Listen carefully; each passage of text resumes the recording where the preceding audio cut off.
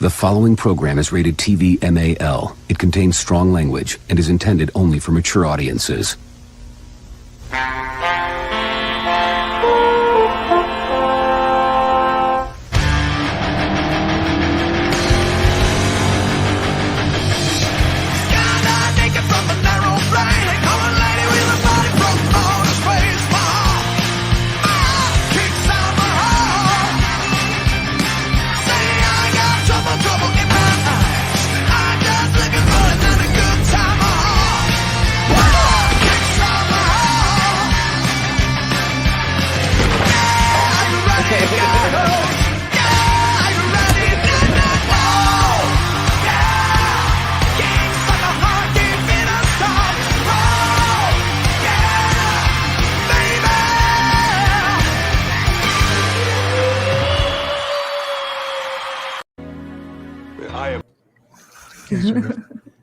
Gives me the feels every time. Though. So good. Hi everyone, welcome to Real BBC. My clapping doesn't work on my fucking piece of shit. Hey! Ooh. Ooh, noises, enthusiasm noise. Back on my channel this week, Gary is poorly sick. And my voice, well, it was coming back. Then I might have done something in a video yesterday. You screamed, didn't you? You've been raging. No. Maybe. I don't know. I saw somebody had clipped you screaming and then put it on repeat. And I was like, oh no, Az is going to lose his voice. That was me watching. That was my internal well-being fighting back against the She-Hulk trailer. Oh my god, that thing was a mess. We'll watch that. We'll watch that in a minute. I'm just putting some vitamin C, vitamin B1, B3, B5, B12 powder into a glass. Good stuff. They're going to mix it with some water. About 500 milliliters or so. They're going to put it in the oven. Apparently, it makes a souffle. Oh. What? That's what I heard. So Why'd you get banned off Twitter? When? I found out when I woke up today. No, why? What'd you do? Oh, because I called somebody a see you next Tuesday biatch. Oh, no. I thought that was allowed. Well, No. I mean, there was this TikTok, right? Of this low rent Gal Gadot type woman. She looked like she wanted to be Gal Gadot, but she's too fucking ugly. Oh. And she had the one of the girls from Stranger Things on. Not her show, like a picture of her. Oh, I remember this. Yeah, I saw And it. she was just like, right, okay, so this is what I would do if I was working on such and such. She needs to have this done here. She needs to have this like filled out. Her chin needs to be puffed out. Lips, a little bit on the lip. She's doing that. And it's just like this is why girls have body dysphoria, you know. Yes. People like this. So I called her a see you next Tuesday biatch. Feel like she deserved that.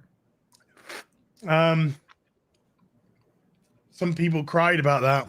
The thing is, I guess she's from a world where that's just normal, where it's like everyone looks around like, oh, how can I fix my face with knives and Botox? How can, no, nearly. Surgery. How can I fix my personality with knives and Botox? Well, yeah, I was doing air quotes, but I'm kind of, ethereal. Too many tentacles. Too many tentacles. So yeah, it was. I laughed. I mean, I am legitimately done with Twitter right now. I think I'm doing all this provocative stuff on purpose to get knocked off to get once and for all. Yeah, I think so. I'm really done with it. I feel you. Like, Very annoying. When I was done with it about a year and a half ago, and it's just the convenience of communication. Yeah. That's the only, like, right now, I'm banned from Twitter, but I can use all my DMs. That's all I need. Mm-hmm. That's all I need. You know? I don't need anything else other than that. You can still see stuff. You just I can see really stuff I just respond, can't like or retweet or reply or quote tweet. So I can still tag you in stuff, and you'll be forced to see it. You just won't be able to respond. No, yeah, I've got which I kind of like, actually. I put you on mute. So I don't see anything that you post anymore. I hate you. It's a I'll great still tool. DM you. Did you see this? I ignore your DMs anyway. The only reason you get an invite to this show is because this is a group chat that I put the link in. Sure. You can't figure out how to remove you from the group chat, so I'll just keep letting you come in. I'm a bit of a boomer when it comes Bunch to of boomers. Old and boomerific. I got it. Got a little dental tool and I had a little thing stuck in my tooth. Oh. A little bit of lettuce, a little bit of tomato skin, something like that. A little bit confused about the energy here. Aren't you guys incredibly excited? We got a phase 5 on the way. Oh boy, if I could be any more excited, I could just. I don't know. Could be any more excited. I would be. That's basically my reaction to phase 5. You trying to say it's so excited you became gay? Yes. Because, that's right. Yeah, it can happen. I think that's I their have relationships with phase 4 and sex with phase 5. Whoa. Guess what? That means you're gay. That was their goal, to turn everybody gay. So I think it worked. Well, speaking of everybody's gay, let's bring up critical drinkers. I'm not calling critical drinker gay. I just saw it. I think I saw it on his timeline. Actually, I think it's Gary's. Babies. It's Gary's. Yeah. Here, look at this. This is the variant cover for Spider UK. This is the UK Spider-Verse Spider Man, who's a woman. Oh my god, I saw that. I couldn't believe that was a real cover. The only thing that would make me more happy is if this character turned out to be gay. What? What's that? It's probable. They're gay? Oh my god, they're also gay as well. I bet you she's gonna scissor someone. Come on now. Well, I'm a bit confused because if you look at her from the front, she's got hair. Then if you look at her from the back, she hasn't. That's her superpower. I don't get that. I'm confused. Helps fight crime. What do you mean? Designed by Zoe Thorogood. Never has there been a more ironic name in history. Bro, she's got Thor in her name. Of course she's perfect for this role. Thoroughly bad. Oh. More like. That took me like seconds to think of. It was very clever. Thank you. This is trash. No way the Rippaverse can compete with this. No. Rippaverse is done. It's over, baby. Eric, just call it a day, dude. Game over. You've been had by Gay Spider UK. What a lame name, Spider UK. Like, is that the hero name or? I hope so. I hope so. I hope so. Because what is this art, by the way? I mean, Jesus. I can draw better than this. Well, I heard somebody say that Disney got her to draw this. This was a concept art, and then they used it as a cover anyway, and it wasn't supposed to be used as that. It was supposed to be like a concept art. Well, they have. And then they didn't pay her. They use concept art covers. They have used as variant covers before. There's no kind of drama llama with that, but Jesus Christ, you know. Mm-hmm. But they didn't end up paying her anyway. They just basically stole the concept art, put it as the main cover, and didn't even pay her. They would have given her like $50. It's so crazy. I mean, it kind of looks like concept art. That's why she doesn't have hair on the other side. It's like, we could make her bald or we could make her have hair. What do you want? Let's make the black woman bald like every other black woman that's in media right now. Right, exactly. Let's just go down that trope. Paid in exposure. Boom. Got him. Paid in exposure. Exposure bucks. I wouldn't have even submitted that as a, you know? Yeah. Sorry, I wouldn't have even submitted that as a concept art personally. If I was the artist, I'd be like, oh, nah. Exactly.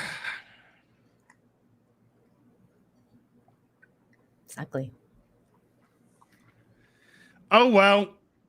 What's Rippaverse on right now? 1.3.2 I think 3.2 it was. Look. It's on $3,234,339 with 59 days to go. Not bad at all. And he sold, not shifted, not shipped. He sold 37,000 units of Item 1. Wow.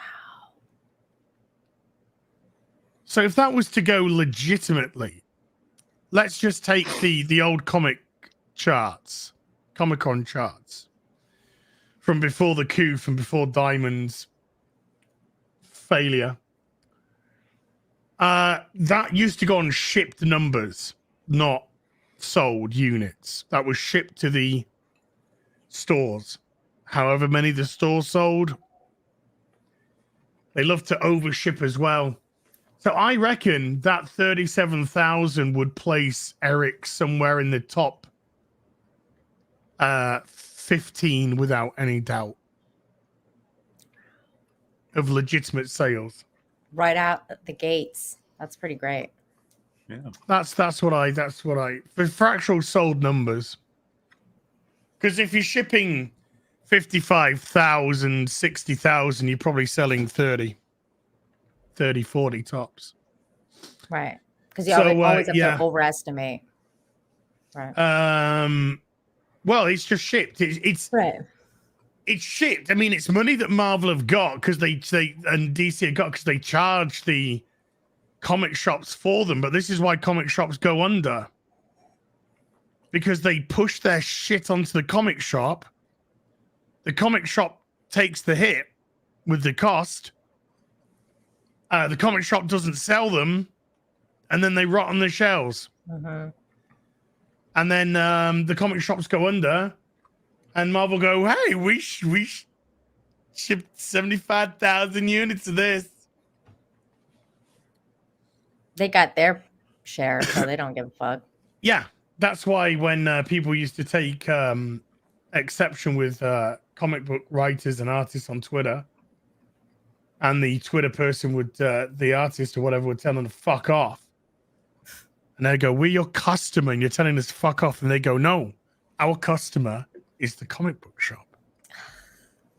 When they know full well that their customer is the person that they're telling to fuck off. Yeah. But they like to shield themselves behind the comic book shop. So this is why these are all these little things which make the comic book industry so fucked. Yep. But there you go. So this is going to sell 40, 50. This is going to sell around probably 50,000+. That much? I think so. For units, I think so. I think there's going to be a big surge towards the end as well. That's what she said. Shipped 75k units, 0 sold and liquidated to cover the comic book bankruptcy. Yeah. Oof. That's about that. That's about that. Hey, did you see the She-Hulk trailer? Oh my god. No. I watched you like it last to? night. I watched No. it. It was so Is that yes? Morley said yes. Absolutely, bring Definitely. it on. Okay, Definitely. Morley. My favorite character from the Marvel Cinematic Universe, She-Hulk. Oh, She-Hulk. Ryan Kinnell's in the chat and says Obi-Wan is bisexual now. Is that true? Oh, yeah, Ryan. Yeah. I saw a headline saying that that Obi-Wan Kenobi is now canonically bi-asexual. What? So he's bisexual, but he don't do anything about it because he's asexual. Oh. Ryan, if you want to come in and explain any of this, just Why? just give me a shout in the Why? DMs and I'll let you in. Like, why did they say this? Why? Yeah, why? Why any of it? Because you touch yourself. That's How? why. Very well. Why? Look, right, okay. Okay. What came out? What rhetoric came out of the Obi-Wan Kenobi show? The show That was everybody shit, was bollocks, racist. bollocks. Yeah. But most people, even the people that hated it, were just like, which is sad, because I like Hugh McGregor as Obi-Wan Kenobi. Yeah, and Hayden Christensen as Vader. So the first thing that they had to do was go, well, we better take that away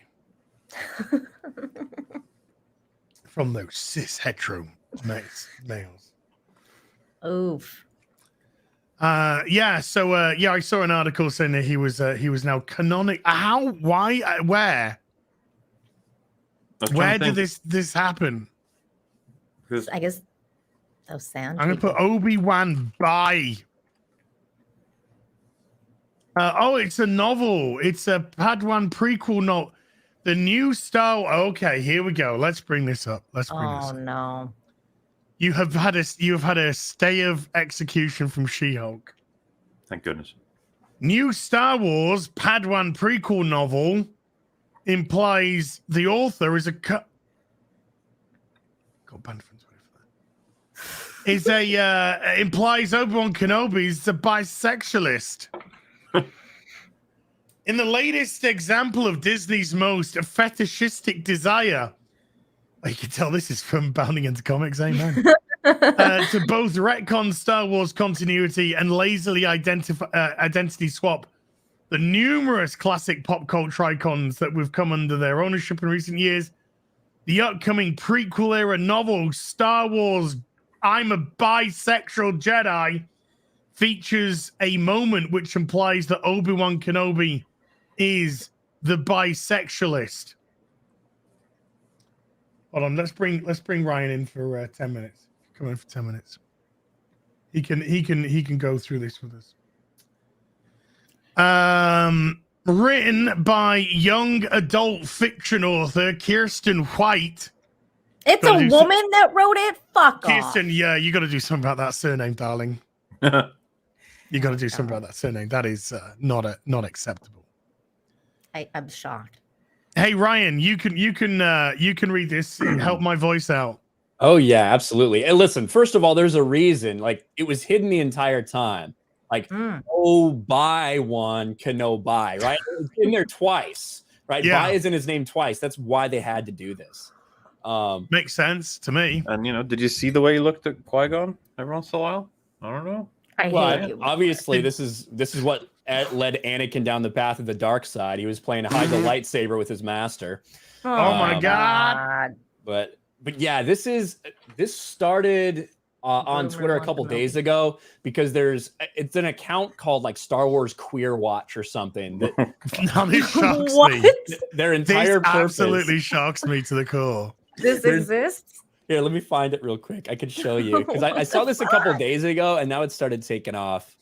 But yeah, I put it in my bookmarks. Here we go. God. This is so ridiculous. So it's not enough to like create all of their own individual like fucking weirdo characters, right? They have to take like original characters like Lando and make him a robot fucking pansexual, right? They have to do this to the OGs. Yeah. Star Wars Queers Watch. Still waiting for more queers in Star Wars. What the fuck? And they Okay. are there's Star Wars books and comics. I think they're followed from the official. Dude, this is the official. No, it's a fan account. Okay, I was gonna say I thought it was like an It's official. gotta be a account, fan whole account. Oh right. yeah. Okay, thank Obi-Wan's story in Padawan is one of self-discovery, an acute, relatable scene in which Obi tries to figure out his attraction. Any gender goes, but he's not sure if romance is for him at all. No clear label, but definitely on the bi or asexual / aromantic spectrum. Keep in mind, in the Clone Wars TV series, which is canon in Disney Star Wars, regardless of how many times they try to ignore it, Obi-Wan has a relationship with a woman named Satine, right? There's actually a pretty Ruler serious of Mandalore. arc about that. Yeah. So he's clearly not fucking asexual unless you're saying that that's a choice, which I guess that would, be a very different situation that we're talking about. But I don't think they want to get into that. Among the queer kids, these are kids. These are like teenagers that we're talking about. Among the queer kids Obi meets, their leader, Oj. Wait, the queer kids have a leader. The leader of the queer. They just call themselves the queers. They're actually Queer Kids is actually their name. That's their club name. Queer They're going to do it the Queer Kids Club. Sponsored by Disney. With a K, I believe. Oh, no. Among the queer kids, Obi meets their leader, Oj, her non-binary shape-shifting partner, Zabri, Oj's brother, Kasul, who's down to experiment with Obi. Oh my This god. is just It's a fetish. this is fetish porn. Yeah, it's fetish porn. This is pedo fetish porn, and this person's a fucking pedo It is. that needs to be, never mind write a book, they need to be in fucking jail. These are the same people who create all like the shipping, like draw the porn with Obi-Wan and Anakin or Obi-Wan and Commander Cody. Like that's these people. And now they are writing books for them because they don't care about actual Star Wars fans. Yeah, the pedos. Pedos. Yeah, and it's really badly written that they would be like, these are some kids. And then you name one who's down to experiment with Obi-Wan. Like, yeah, did you realize what you've written or no? Just imagine you go to publishers 15 years ago and you say, I've got a story. Okay, what is it? Science fiction. Ooh, okay. What's it about? It's about this group of kids. Okay, and what do they get up to in this sci-fi world? Oh, they want to fuck each other. What? Yeah, they're all like teenagers, like 14, 13 and stuff. They're just coming into, and they want to fuck each other, and they want to fuck robots, and then they want to fuck aliens. I go, just one minute. Just hold that thought. Yeah, security, can you get the police, please? That's what would fucking happen. Yeah. Now Disney going, And voila. This is the actual page. So there's a couple things I'll point out. This is what like Pedos. when, oh, I know Obi-Wan smiled at the warning, touched that Kasul didn't want Obi-Wan getting his hopes up. I can't form attachments like that anyway. Couldn't he though, if he didn't go back? It had always been so forbidden. Even thinking about it was like holding his hand right next to a lightsaber. And then he says, and besides, I would never want to be in a relationship with a leader too close to politicians or royalty. Blah, blah, blah. Then Kasul, right? The dude who wants to experiment. This is where they get that from. Not many choices around here. I don't think love is in my future either, and I'm fine with that. As long as I have the power to keep my family safe, that's enough. Though I will admit, I've been curious about kissing and why Oj and Zabri enjoy it so much. So if you're ever curious too, let me know. Seriously, how old is this character? 13 or 14 or something? Like I don't 12 know. or something? Oh my god. It's Obi-Wan as a Padawan, right? So I don't know exactly what the age is going to be. Obi-Wan. Why are they blush. writing about this? What the fuck? This is Obi-Wan Star Wars, blush. Mauler. What don't you understand? I Star guess Wars- I'm just waiting for when they fight. And if you think that this person is They're drawn fighting with their feelings right now. The hell? if you think that this person is drawn improper conclusions, that they're reading too much into it, right? Queerness in this book feels very casual, and I love it. I don't usually like to tag authors in my tweets, but I hope Kristen White sees how many people she's making happy with Padawan. Don't worry, she saw. She replies. You're one of the only 12 people that read her book. Thank you so much. It was such a genuine honor to get to write part of Obi-Wan's story. No, you didn't. You didn't didn't. write. You you wrote some pedo fetish porn because you're a fucking pedo. Oh my god, you wrote a fucking fetish fan porn thing, girl. Yep. So Obi-Wan's bi now, guys. No, he's not. What the fuck? Yeah, I mean, on my thumbnail, I just put Obi-Wan and a gay stormtrooper, and he's saying hello there. So. What's wrong with a gay Nazi, Ryan, you big head? What's wrong with having a gay Nazi around the place? There you go. Yeah, they're saying gay is the light side, not the dark side. That's what it's a stormtrooper. Yeah, it's really weird. They shouldn't be writing about this stuff. They shouldn't be writing about this stuff in books that are like involving kids. I don't know exactly what the target age group is for this book. I have to imagine based on the terrible fucking writing, it's geared towards like young adults, you know? Adults. That's what it seems like. It's why can you not just tell a story that has nothing to do with Obi-Wan's sexuality? Or why do you have to try to rewrite history? And it's because they're doing the same thing that they've been doing with Marvel and DC, like taking these established characters, trying to take them as a scalp for the LGBTQ community. And it's so weird, man, when people just want to hear about these characters having adventures. Do you know, when I was super young, my friend was super interested in Lord of the Rings, but the books at the time, the movies hadn't even come out yet. And like, I remember it was a really fun memory. It was like lunchtime in primary schools, early as fuck. And I think Buffy had ended at that point. No, wait. There was like this enemy in Buffy. I can't remember which one I was citing. I think it was like Adam. He's one of the bosses or whatever. And he was picking something like the Witch King. And I was like, Adam, and they fight. And then we just talk for a while about like, oh yeah, Adam's got a rocket launcher. He's got like a minigun. He's got tech. He can hack computers. But then, you know, the Witch King has got magic and he's got his fell beasts and all this other stuff. I can't imagine a third person walking up to us and be like, do you think they would get together? And do you think that Adam is asexual because he's like a cyborg, or do you think that he's interested in guys and girls? I just be like, fuck off.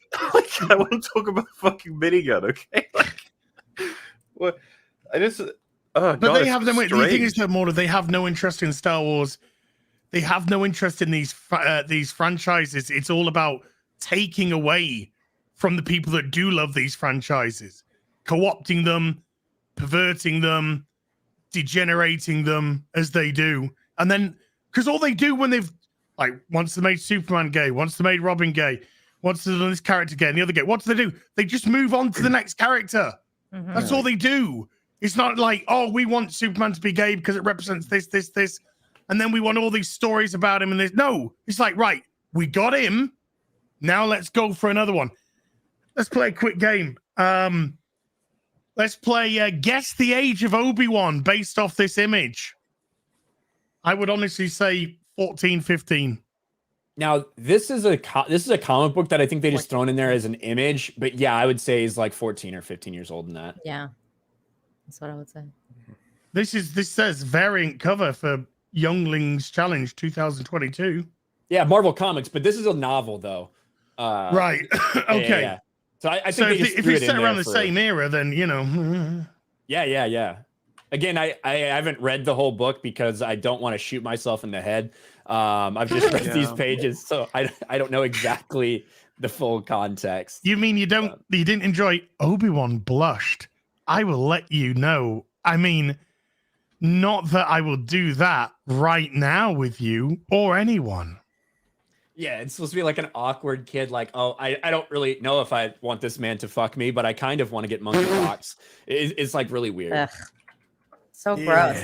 Wait, I just don't remember any nerds like this back in the day. They were like, oh, you know, that fucking this, that, the other with Gandalf. There's like, but is he gay though? Or who's he fucking? It's like, actually, where were those nerds? Mahler, I remember some stuff, like, because I've talked about this before, where they had this stuff in like Star Trek, like in the dark web, where they would have like fan fiction about like Picard being gay with Data and stuff like that. But those people were kind of like shunned and like nobody listened to them.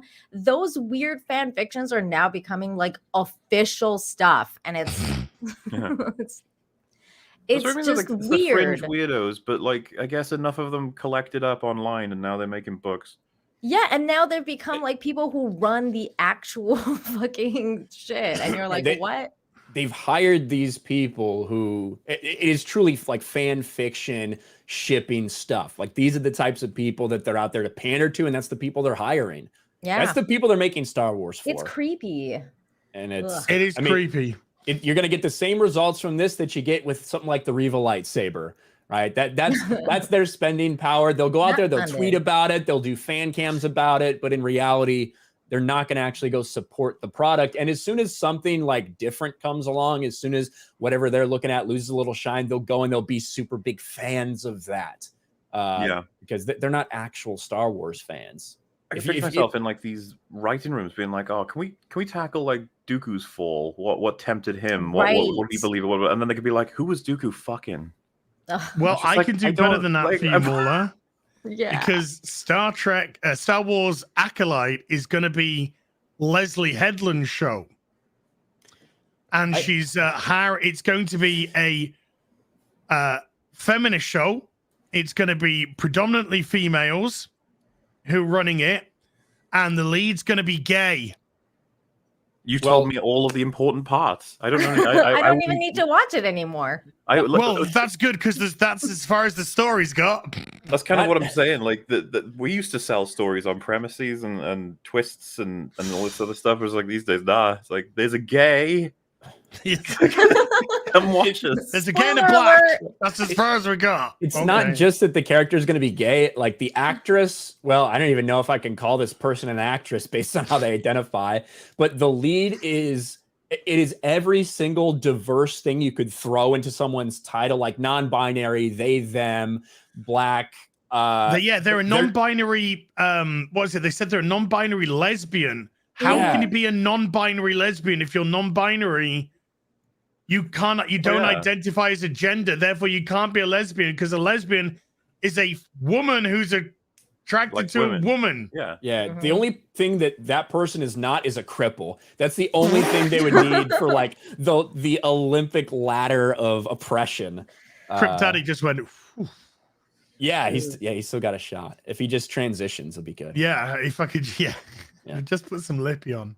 But I do got to get going. I got a bunch of stuff I got to take care of today. But okay, I had to come on and talk about gay Obi-Wan Kenobi. Obi-Wan Kenobi. Hopefully they adapt it into the season 2 for the Kenobi show. You know, that's what I'm looking for. I can't wait to see Obi-Wan in the desert just putting it in dry in somebody. So it's gonna be awesome. Ryan, what did you think of season 1 of Kenobi? General thoughts? It was terrible. It was so much worse than I thought it was going to be. It was. I thought it was just going to be like destructive to continuity. It was a clown show. Like you literally had them walking through with a trench coat on, with like a 4-legged fat man. Basically, it's what he looked like with a trench coat walking through this super secure facility. It was an absolute joke. And at the end of the day, everything just kind of ended up in the same spot we were at the end of Revenge of the Sith, which is you're so limited in this story you can tell because you can't really do anything like this, but they tried to do it anyway. I am shocked. I'm shocked that so many people didn't like it because I just thought it's going to be Obi-Wan and Anakin lightsabers and people would clap. So I guess I was happy to see that a lot of people like summarily were pushing back on it. Even some of the normies are like, God, this is bad. Hey, well, Obi-Wan, Qui-Gon turned up too. Don't forget that. That was a great moment where he said hello. What they should have done was maybe use Qui-Gon at the moment, like Obi-Wan's lowest point, right? Yeah. Where he needs his master. But instead, he just is like, I knew you'd figure it out somehow. Let's walk through Beggar's Canyon together. Oh yeah, I would have been surprised if that was the original plan, was to have him encourage Obi-Wan, but they switched it to him thinking about Leia. That wasn't weird at all. My favorite part is that like Riva, not even. There are ways you can do this. That's a frustrating thing. Is I don't think they should have done this at all, but there are ways you can do it to make it make sense. You have Riva not know near as much about what's going on, but you can maybe have her figure it out in some way. You can have Obi-Wan try to turn her and turn her back to the light. Or you can have Obi-Wan kill her at the end to not let her know all these things, all these secrets. But no, at the end of the day, they needed Reva to survive so they can make her a new show. And they needed her to redeem herself.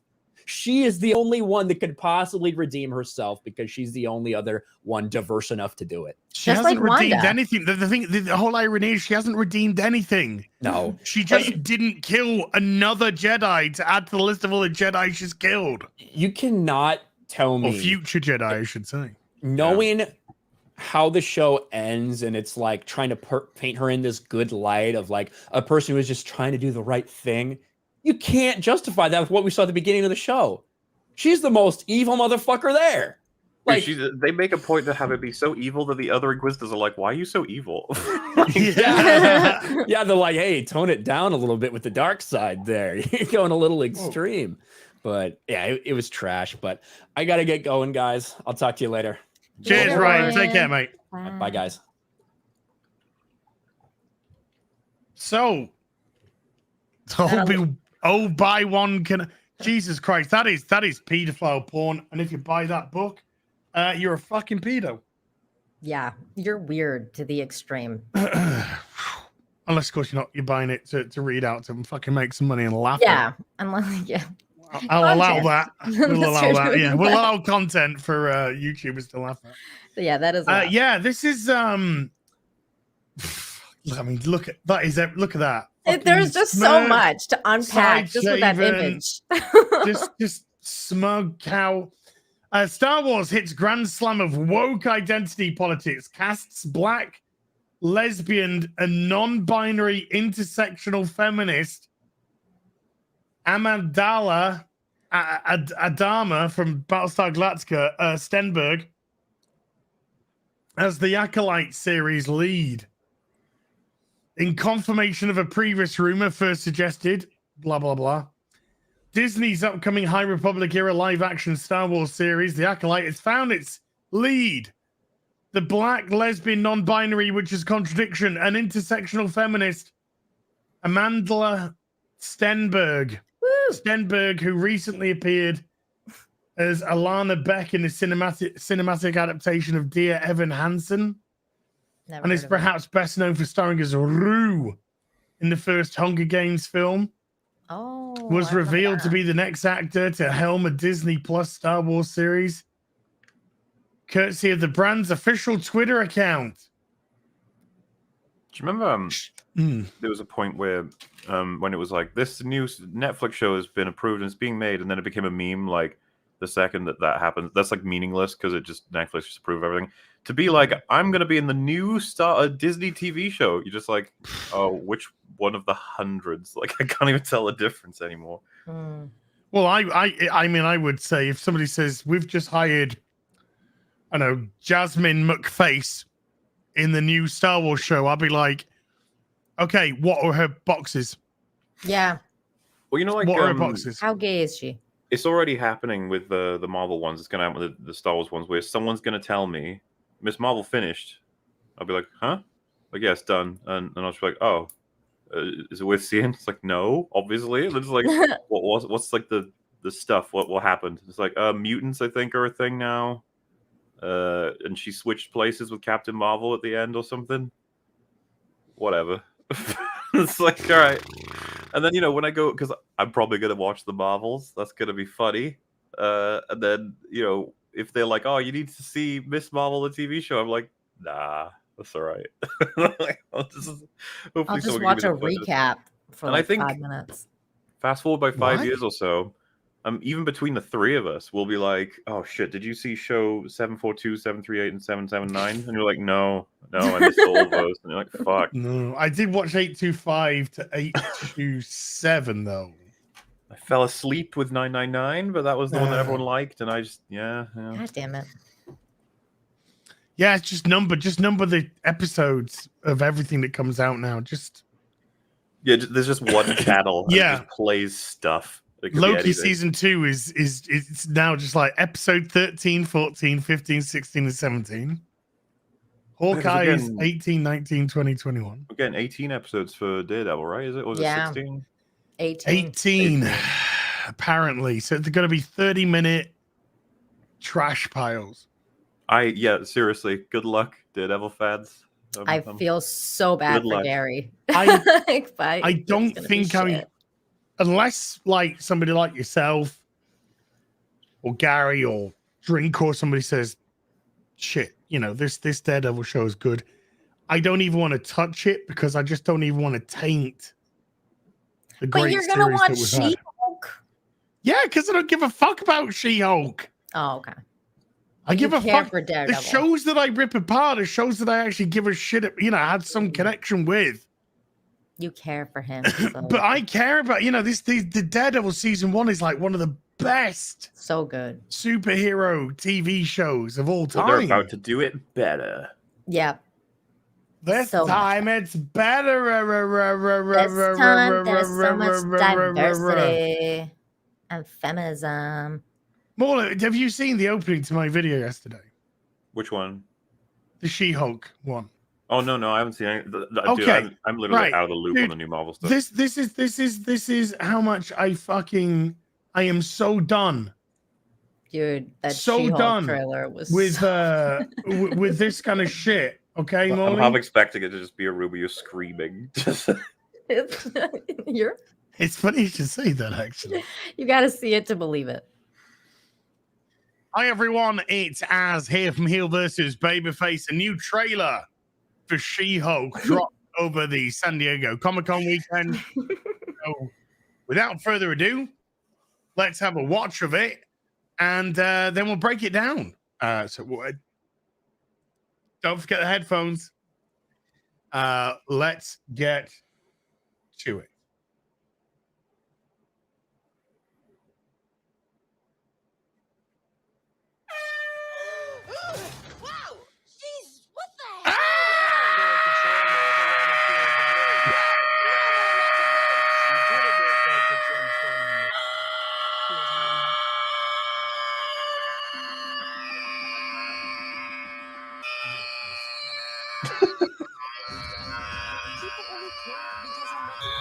God.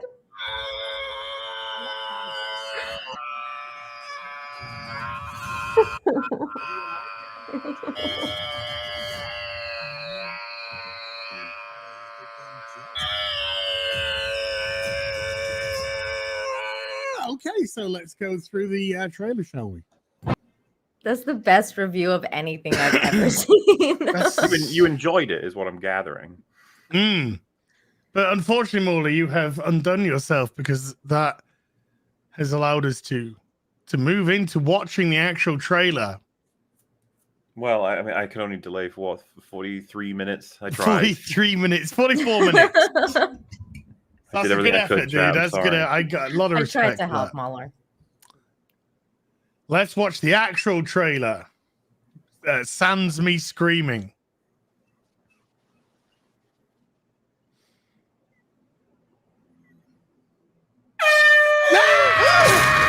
Okay, no, we're doing what the No control, no overwhelming feelings of rage. No, a normal amount of rage. You do revert back to Gen form when you sleep. Was the air horn really necessary? For comedy, absolutely. For comedy. It's already a problem for me because I'm just like, man, I guess we really are completely done with. Who's your best friend? Nikki. Who's taking things seriously? Spandex is your best friend. Being a Hulk asks for balance. There's like 4 different versions of it. You have so much more to learn. Yes! So I'm clearly nailing it at all these things. If you want to go back to life as a lawyer, I respect that. He doesn't mean that.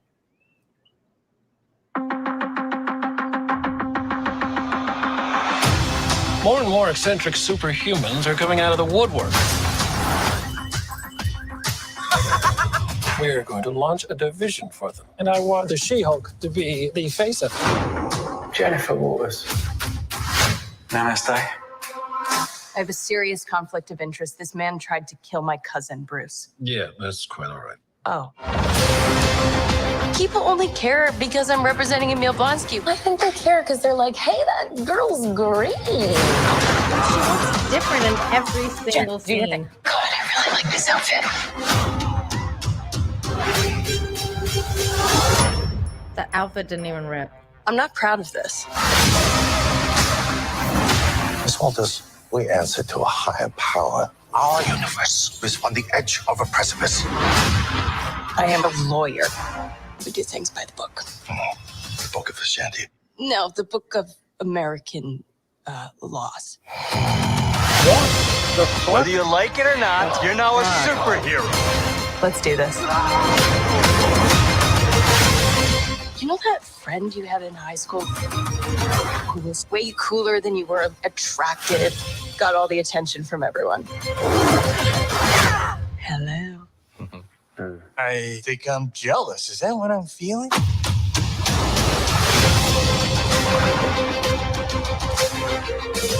She's doing everything better, guys. She's the bestest ever. Boo. Boo. Boo that trailer. I hate Professor Hulk, by the way. I think I hate it's the the whole most trailer. I don't like useless any character. of that. What the hell? Can someone explain the dialogue to me where she said we go buy the book and then he says the Book of Vishanti and then she says no, the book, The Book law. of American Laws. So did Wong literally get lobotomized or something? Like, do they know that Wong is from Earth? That Wong is aware of law? No, you see, that's a joke, Mauler. Oh, but does it really work when the joke is, lol, isn't Wong just a fucking idiot? Hello. Gosh, so funny. Gary! Get me in here, fuckers. What's up? Yeah. What are you doing? You should be in bed.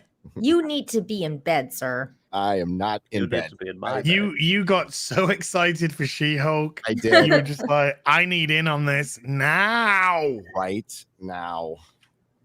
I saw it Oh, on am I going to end up watching this show now? I'm actually a little bit activated. That was really bad. Like, yeah, you are going to have to watch this show more. That's racism. I might have to watch this too, just because. Is it officially racist. racism if you're just anti-green? Or anti-Eldritch. That's what I feel like. No, is that's making me do this, colorism, so. Gary. Well, I mean, Mauler's Welsh, so if you, I mean, I could be racist technically against Mauler. The Walish. Anti-whalite? Mm-hmm. So like, Anti-electrolyte. is there any even like pointed out like, yeah, so once again, every single time she's compared to the Hulk, and there's about like 11 of those, she's way better at the thing. better. So it's like, Yeah. of course. Mm-hmm. Even though like, I know this doesn't necessarily mean anything because they're both like supernatural creatures, but he's like significantly bigger than her. But oh well. Like, I told you guys before as well, I hate the idea that we've completely dropped Bruce taking the Hulk seriously, taking collateral damage seriously, and taking his mental state seriously. All of it's gone. All of it. Remember that wonderful, again, we have to harken back to that wonderful scene between him and Black Widow in Avengers.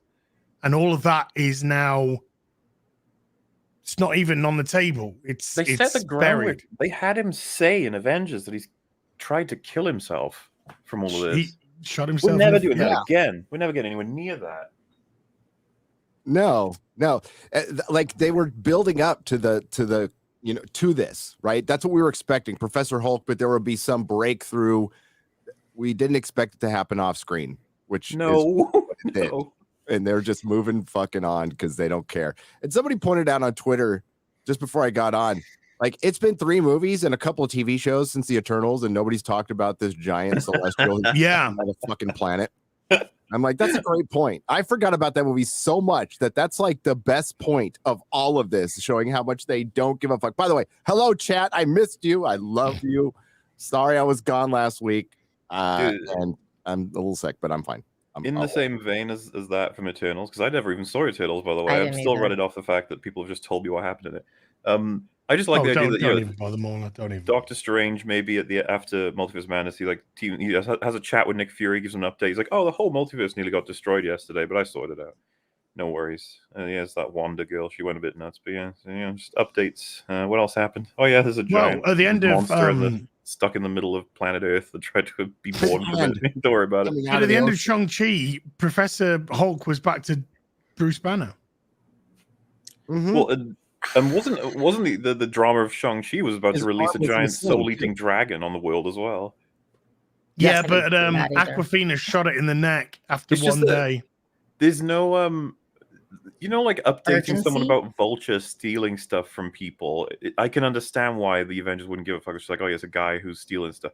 But like, when it's like, oh, the world's ended 17 times in the last week. That's kind of nuts. How anyone, you know, how's the weather? Dude, the sharks jumped. This is Did they? right. This is what my normie mate texted me last night. This guy doesn't like particularly watch my videos and stuff. You know, he's got his own life to lead. And he texted me this out of the blue last night. He said,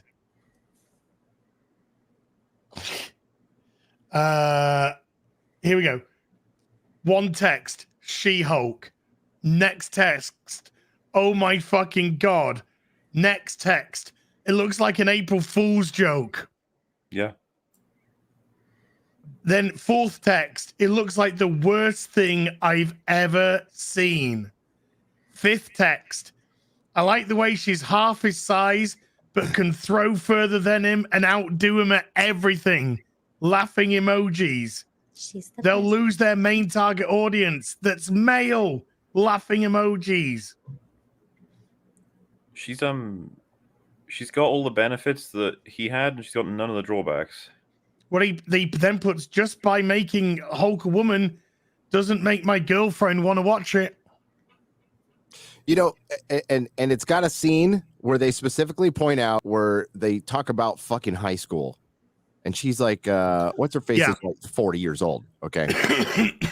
40.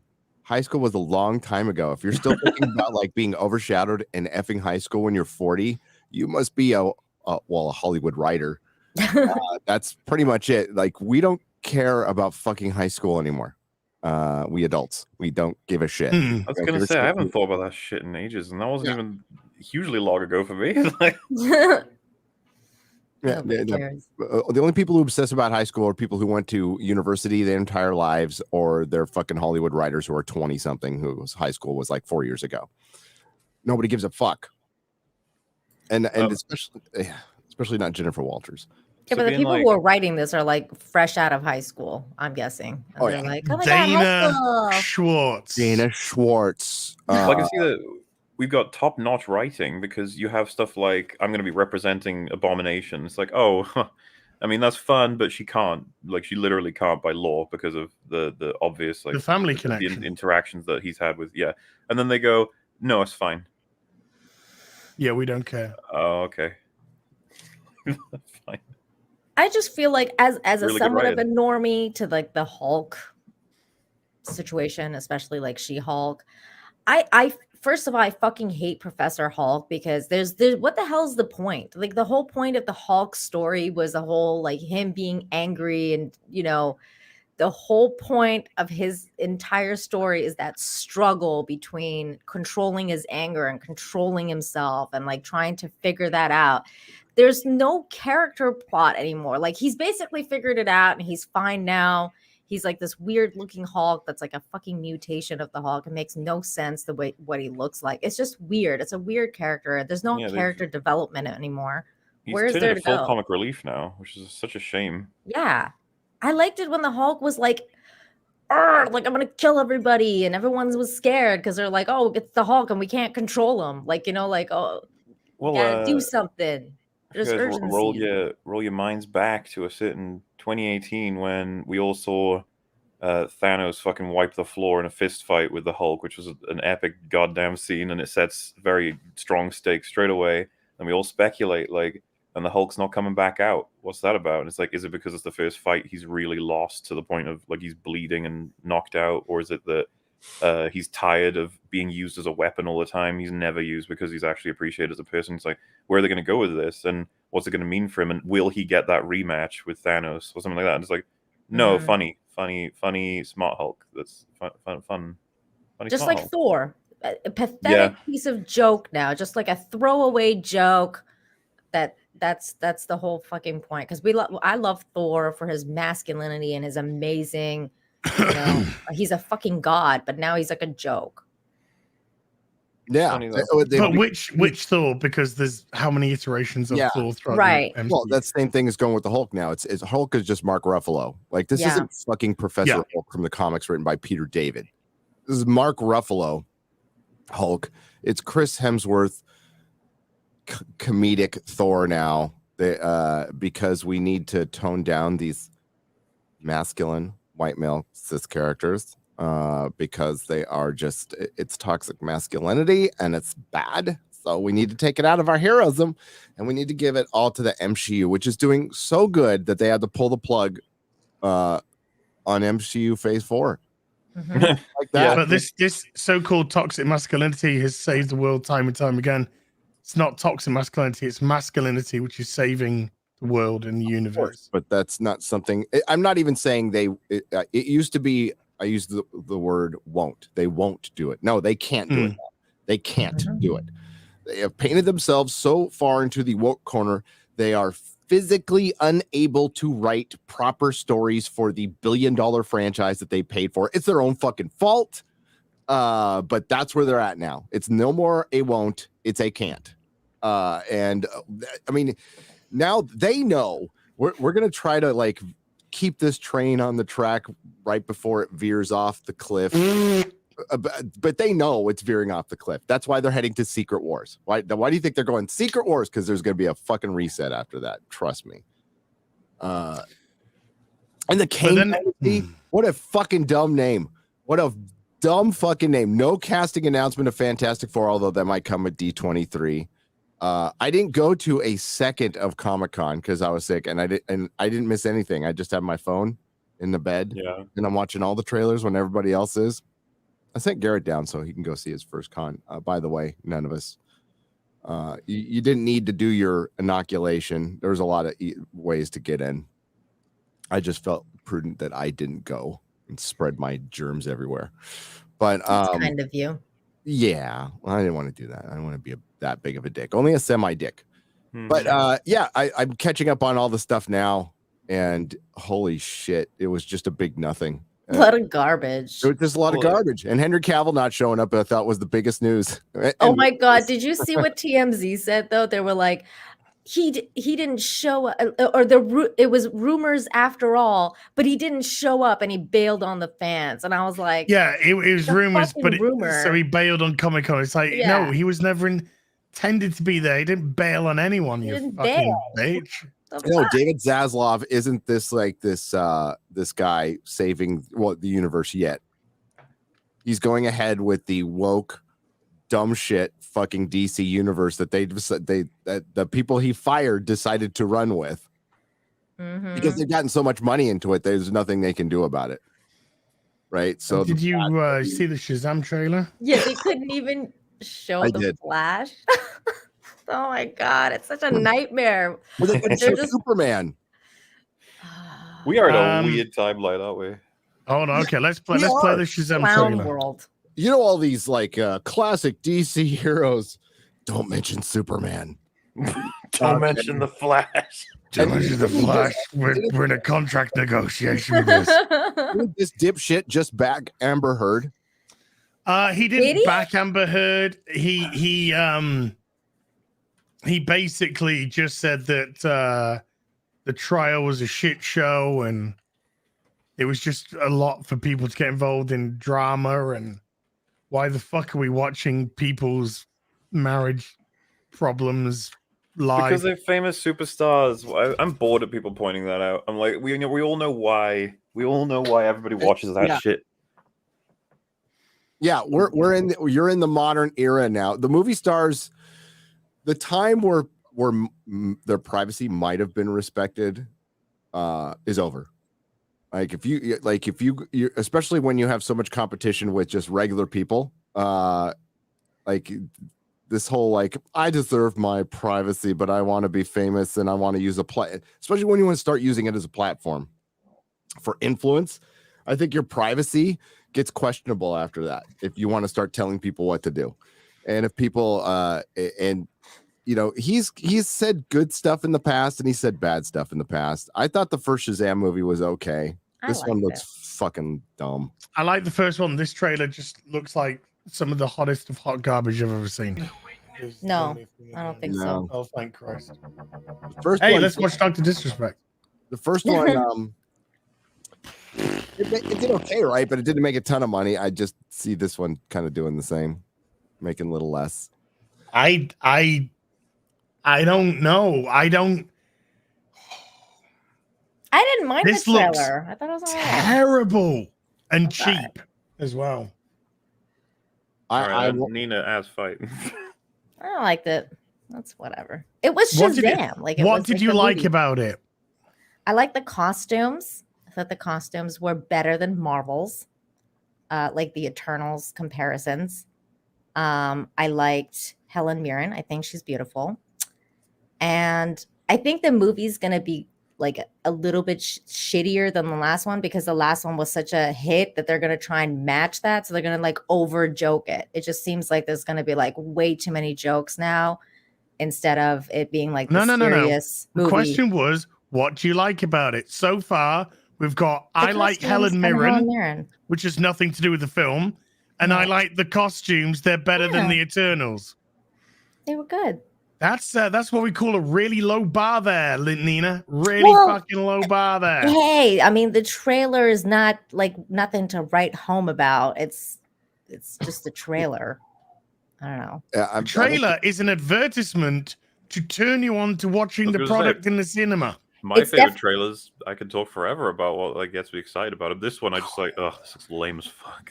It's definitely not like, I mean, I got like really excited. The last trailer I got really excited about was Stranger Things season 4 because I thought that trailer was like that was a good trailer, really good. I like the Northman trailer. Dude, they're fucking separate ways. That was I remember when I found out they had separate ways as the song for trailers. Like, oof, don't you dare try and tempt me back to watching you.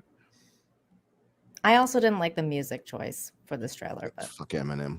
Yeah, no, I don't know why they did that, but hey. I like. Does the new generation even know Eminem anymore? I feel like Eminem is like kind of like my generation. I don't know if like the new people even understand who that a is. great example of like how completely disconnected most studios and institutions and everything in charge of the stuff making stuff for nerddom is so out of touch is look who hosted the Lord of the Rings panel at Comic-Con and the Q&A. Like they brought Patton Oswalt and Stephen Colbert rolling these fuckers out to host these things. Like there's some like their ratings suck. They're polarizing at best. They only appeal to the wokest of woke now. Even like somewhat woke people don't find them funny anymore. They're not funny. There are people who just come up and go, man, our fucking Republicans are stupid, right? Yeah,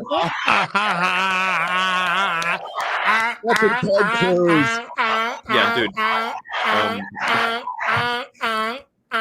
Stephen Colbert talking about Lord of the Rings to me sounds like the most fake fan shit ever. I could totally see him being like Aragorn, Lego Man, and Gimli. Yeah, I know the main characters. Celebrimbor forged the One Ring. He did say that. Patton Oswalt couldn't pronounce any. By the way, these are the kings of the nerds, everyone. Patton Oswalt couldn't pronounce anybody's name. And I'm not saying I'm perfect at it either, but I'm not saying I'm king of the nerds either. I'm not, coming in doing Q&As and voicing every fucking cartoon in fucking from Sandman to Preacher to fucking everything, to Happy, because he pretended to read comic books for a little while because it was cool to get to the nerds. He's a fucking phony, just like Stephen Colbert, just like Shill Eaton. I'm surprised they didn't bring in Kevin Smith because they always like bring that guy in so he can cry at everything. He was there, but I mean, just fucking the fact that they're rolling these guys out all over the place all the time just shows how disconnected they are. I just imagine the like Kevin Smith being on the panel though and like crying about how excited he is. Like I'm so excited to see Gladriel in battle. Oh my god, it's gonna be so amazing. He was like, what was Patton was going in his Q&A? He's like, did you say the cosplayer of Galadriel? And I'm like, what? Behind the fucking masks everybody had to wear? According to Chris Gore, there was a decent crowd there Saturday, but it was one of the worst cons he's been to. The energy was shit. My wife went with Quarter Black on Saturday and my wife's been to a ton of cons and said it was not good. Really? Nothing like it. You know what they say when you go Quarter Black, you never go back. Some people in chat are saying that Comic-Con. Coldplay's a big Lord of the Rings fan, by the way. I'd be surprised that was true, but Colbert? maybe. Yeah, apparently. Supposedly. But Well, I have no idea. It's just that you don't like. I've always seen him as more. I think he's a big fan of the films. I'm not entirely sure if he read the book, seeing that he said maybe he misspoke. I mean, we all do that. He said Celebrimbor forged the One Ring. Oh well, because someone said he could speak Elvish. Is that true? Because holy fuck. A lot of people could speak Elvish after watching. There was a book that taught you how to speak Elvish after the movie came out. There was also Rosetta Stone, I believe, had an Elvish thing. But like reading Tolkien doesn't teach you fucking Elvish. Like I don't know Elvish. I know some of the words from reading the books. I didn't feel like I'm like, if I'm going to learn a language, no offense to Tolkien, I'm going to learn Spanish. Right. Probably the most applicable one. I'm in California and Texas. And being bilingual is kind of cool, and it's supposed to help your brain a little bit. But no, I'm not going to learn a Klingon or none of that stuff. I always wanted to learn a real language. We're gonna get banned to keep using racial slurs. Stop. Sorry. Sorry, I actually did swear. In like, I mean, I saw European lore in the chat. What's up, buddy? Like, he could probably speak it. He can roll his R's, those European R's, perfectly. I've kicked out of 3 high school. But dude, the Tolkien professor was all in my fucking. I'm still catching up on everything because I've been kind of a daze. Boobies. To be honest with you, I did Friday Night Tights. I remember most of the show. Oh, you were that bad? How much do you remember, Az? Like, not much. So Jeremy and Ryan are gone, and Az and I are like at 60%. And I felt so bad for Dank. And I'm like, okay, I'm going to so I just pounded fucking 2 Red Bulls before the show. Ouch. And it worked for the first 2 hours. Then the last hour, I was like, I'm going to die. I feel like I'm going to die. So, yeah, I've got the coof. I most definitely have the coof. You tested? Yeah, I got it. But I'm feeling better. So, I mean, it sucks that I didn't get the jab and the 19 boosters, and my 48 hours of symptoms might have been 24 hours of, wasn't even severe symptoms. It was a cold.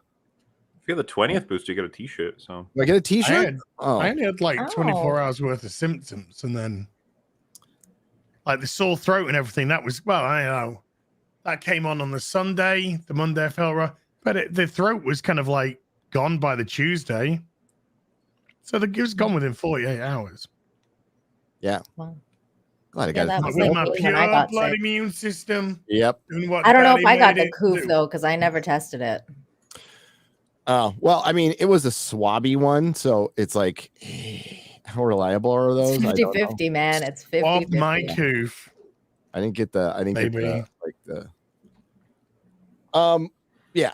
Well, I'm just keeping myself mellow until Matsuri, and I'll probably do another test before I go.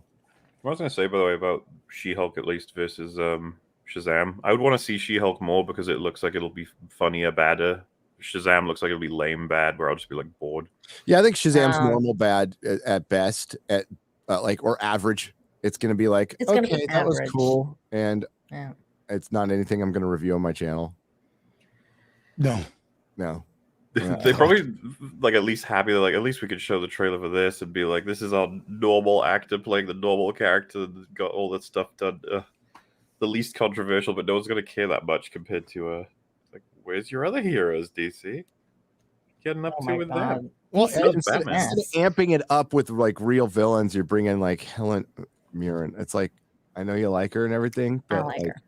80-year-old women supervillains are just not anything unless she's a hocus pocus witch like Hela. Yeah, I feel you. Will end up being just like Hela. She'll defeat herself. And yeah. See, I like to see superheroes like battle gods, monsters, equals, not little old ladies all the time. I mean, I once feel in a like while, maybe she would have been better butter. as like Agatha, like a witch of some sort that kind of like, would be. Well, she's clearly got magic going on, right? I think DC right now is not in a position where they can fuck around and bring in Helen Mirren's as villains. Like they need a fucking hit. They need a legit hit instead of a mediocre meh, Gary, I was thinking like, oh, maybe if they brought in Brainiac, and I was like, wait, that's probably the worst fucking one. They need a brain to fucking write Brainiac. Yes, yeah, you need an intelligence behind. Yeah, you need somebody smart. So until I see different, Warner that ain't happening. Warner Brothers still the dumbest fucking company on earth. They should have brought Henry Cavill. They would have owned Khan if Henry Cavill came out and got a Superman movie. That would have been Khan. Instead, would have been everywhere. What's the biggest news of Khan? Lord of the Rings? Probably. I mean, I'll okay. House of Dragon trailer, much better. Ooh, I heard that. I haven't seen it. Much better than the fucking Rings of Power trailer. I haven't seen the trailer, but I've heard a lot of people say that. Much better. I don't. It's just a trailer like of women going around going. Yeah. I mean, it's still a pretty nihilist story where everybody fucking dies at the end. But John Wick 4. John Wick 4. That's good news. That was good. Maybe. Okay, I heard of. Yeah, I mean it's good. It's nice and everything, but it's not. I wouldn't say big news. They filmed 4 and 5 back to back. Picard season 3 trailer. Robert Meyer Burnett's excited about that. Oof. Because we saw Worf and he looked good. He did look good. Worf did look good. Like, correct me if I'm wrong, but I think one of Robert's friends working on it. That's why he's so excited. Yes, it is. And I'd just like to point out that it's been 8 years. 8 years since Kurtzman has taken over Star Trek, and they finally got a Klingon right. Yeah. Well, he doesn't look like a fucking Romulan. Like what? like the fucking doesn't look like a Romulan fucked an alien from fucking Alien. Yeah, like weird orc looking Discovery fucking Klingons. Like I was like, what the hell is that? Oh, why just go racist, Nina? Jeez. Yeah, jeez. Wow. Shit. Yeah. Don't kick me. I'm sorry. Wow. Yeah, I love Robert's pieces. I do. I love them on pieces. I can guarantee you Picard season 3 is going to be fucking dog shit. I just don't think they're going to turn it around. Like Robert kind of says that they are, but I don't think they have the capability to. I think it's what you said, Gary, about like writing yourself in that box. Like there's no way in hell they're going to be able to fucking write themselves out of this. Did you listen to what they were saying in the trailer? They were all fucking miserable wankers. Yeah. It's so fucking hard living in this world. Oh my God, to find something, you have to lose everything. It's all this nihilistic shit. Fuck off, Star Trek. Fuck off, Kurtzman. Just go fucking take a long walk off a short pier. You fucking franchise killer. Of stupid lines in fucking trailers. The Rings of Power one says something like, "This is the day we decide who we are." What does that mean? What does that mean? Oh, dude, guys, fucking Wong just said in that trailer, we're on the edge of the precipice. It's the like edge of the precipice of the edge of the. We're on the edge of the precipice of the final step. It's like, what do you even want? Do you know what precipice means? Let's like, why would you? Precipice is the fucking edge. It's the void. We're on the edge of the edge. Really? Thanks, Wong. But and Dr. Crusher looked like old Rogue, and then they like showed like Professor Xavier right after. I mean, Picard. He looked like Professor Xavier, and I was like, "What is this trailer? It looks like the X-Men mixed with like the Next Generation." Let me find it. Let me combined. Like, it was so fucking weird. Let me find one which isn't banned in this country. Okay, this okay. Okay. Shut up, Picard. Friends there, baby. I got no time to mess around. That would have been a better line. Just borrow it from Van Halen. I would have loved if Picard just turned around and went, "I'm so sorry for being white." I didn't mean it. I was born this way. Do you know, actually, that is really telling. You're only as good as those around you. Put that into the writer's room. You shit. Yeah, Raffi's in this trailer, so that like So we know it's gonna be shit. I know it's going to be shit. And Yeah. and she and 7 of 9 is still angry lesbian Yeah, out of nowhere. out of nowhere. Where's Chakotay? On the Enterprise Jordy? made me a better man, a better father, a better friend. I thought I could inspire people, bring justice to an unjust universe. See, it's all like miserable. You did. You Oh. did inspire everyone. 7 Yeah, of with your 9. What fucking the fuck? big titties and your fucking hips. This whole that whole social justice attitude from 2018. We're gonna bring justice to an unjust universe. Nature is unjust. Life is unjust. Get over it. What does R&B himself say? He says, the universe is indifferent to everyone. Yeah. The 7 of 9 storyline was all about how she basically became part of the Federation after being, Borg, and inspired generations of people, inspired all these people to understand that there's a way back after being a Borg and like all this stuff. And now she's like, that was what I tried to do. Remember and the I guess last I didn't series? succeed, so I became a lesbian. In the last series, they said that she said that she couldn't join Starfleet because she was part Borg. That's Even though so in series fucking 1, she'd say to Ejep, who was part Borg, and he, killed him. So fucking dumb. Now she's in a Starfleet uniform again. They're all, I bet they're all captains. But they're all captains. Everyone Going to all captains. bring justice to an unjust universe. Based It's on not an unjust universe. Based on the humanity you just got back and decided to be a bitter bitch about. Well, she's going to completely against the ethos of Starfleet, which is who are we to interfere with the rulings of other worlds? It's not our place to enforce our ideology onto these races. How many fucking times did Picard say that? And this bitch is going around going, I thought I could just go around and fucking universe with my fucking SJW powers. I go, yo, stop that. That's bad. Hey. Oh my God, cancel crew. Come Picard was on. wrong, okay? He was fucking wrong. TNG was a mistake. All those episodes, they learned the wrong lessons. We're fixing it. It's going to take some time, but we're fixing it. Shout as much as you want. Don't like it, fuck off. Fucking pussy. I think it's a concerned don't shout for your voice. No, it's not. It's not.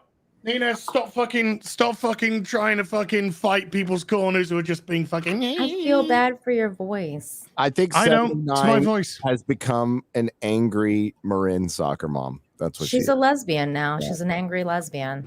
That's the way it is. She's an angry lesbian who's straight. That's why she's fucking angry. An angry lesbian who's straight. She's an angry lesbian who's straight, which is a Marin soccer mom. She wants to be gay because it's super fashionable. She wants to have 2 kids that she can have transition that are currently called Oh my God. and Dakota. And yeah. My kids are 8 years old and I can't have their genitals cut off and I'm so angry. Are you serious about that? I didn't even know that. That's so fucking crazy. She drives 2 Teslas. She has gender reveal parties for 21-year-old kids. And is mainlining Zinfandel. Oh my God, I'm deeply disturbed. There you go. That's why you know the film. There's no shit. No, I have no idea what you've been through. Oh, let's listen to that again. Let's listen to please. fucking crackhead Raffi. I don't even know who she is.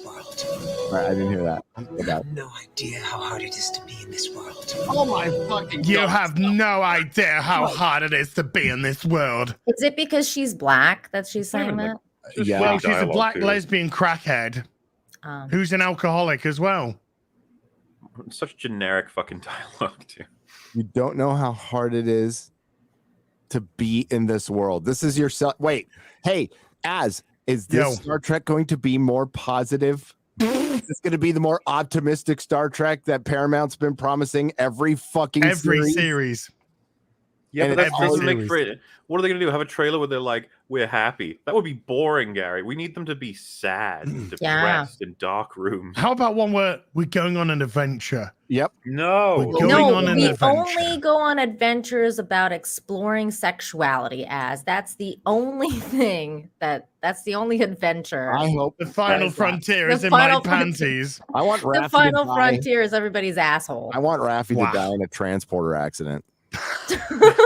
Screaming Screaming. as they can't put a pattern back together again. I like the idea of Motion picture. They probably sign off on that for the depressing and dark side of it. Just they wouldn't allow it to be her that they kill.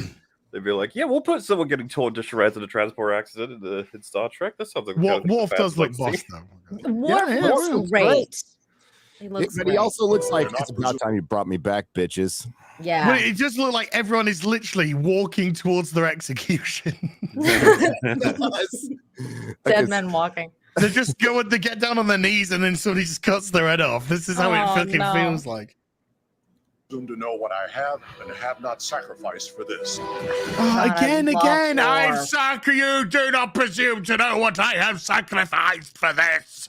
You just want it. It would be so funny if there's just one character who's like, "Hi, I'm happy." Yeah.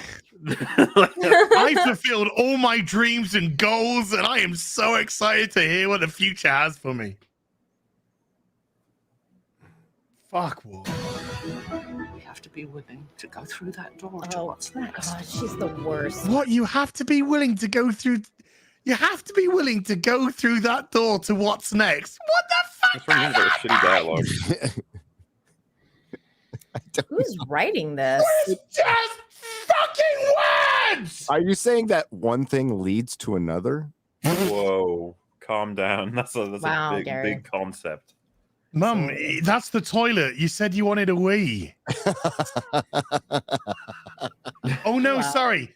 You can't say Mum because unfortunately her child died in a technovirus. With a technovirus because it was banned, and they're like, "Well, I guess we'll just follow the law. Sorry, son, you're gonna die."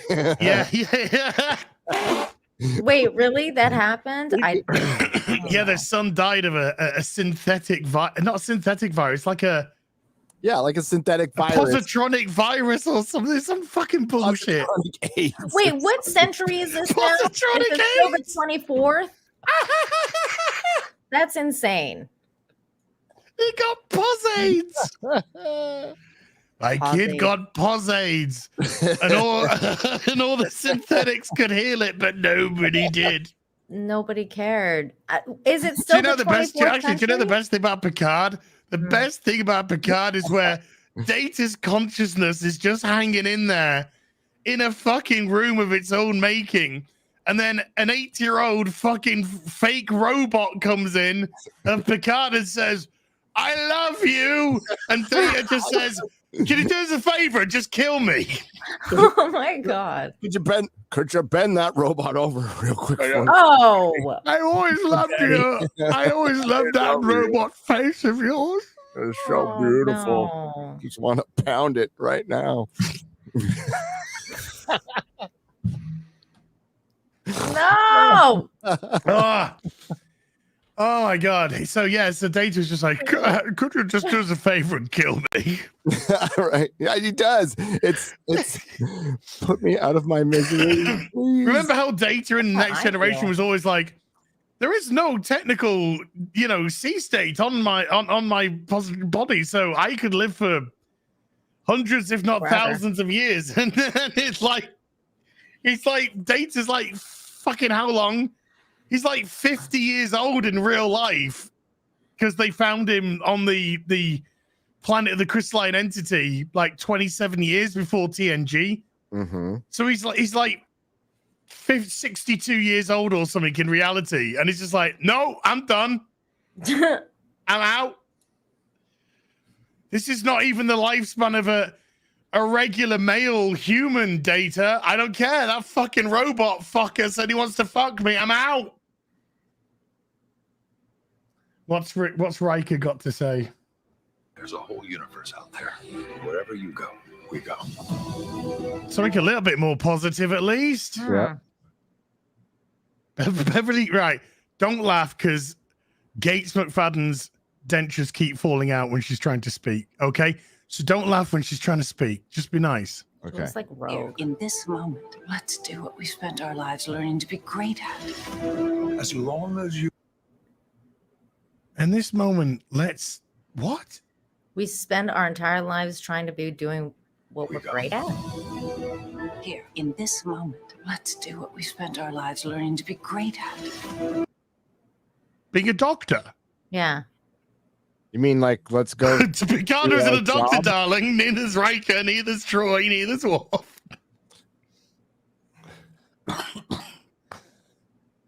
Let's be good at our jobs, is what she said. Let's do our jobs.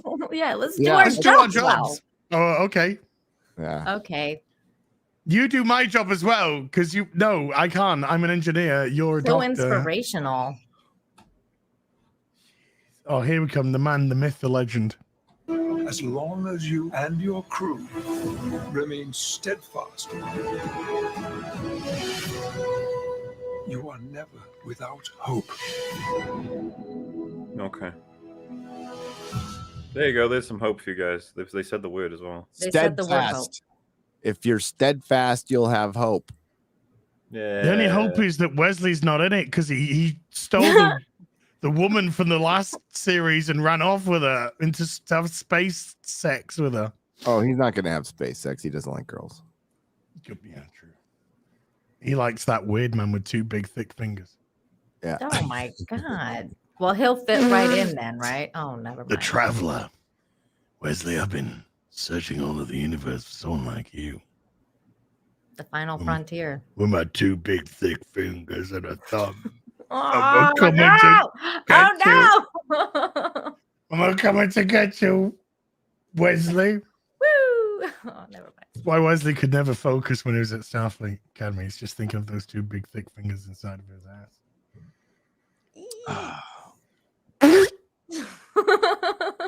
I forgot he was on like Tech TV back in the early days, or one of the two. So I was watching Chris Gore's Attack of the documentary, which is very good, by the way. When that comes out, you will like it. The proper G4 documentary. But yeah, Will Wheaton was like in it for a second, and he was just like ejected. Ejected. It's so funny. Did he come and go, hello? It was it was, you'll see. It's good. It's a little, he's there, and then he's never there again. Never talked about again. Well, I mean, I gotta say that trailer didn't sell me on season 3. I mean, you know, it is nice to see Michael Dorn as Worf and LeVar Burton as Geordi and all that, but apart from Michael Dorn's out of this because I haven't heard Michael Dorn say anything crazy.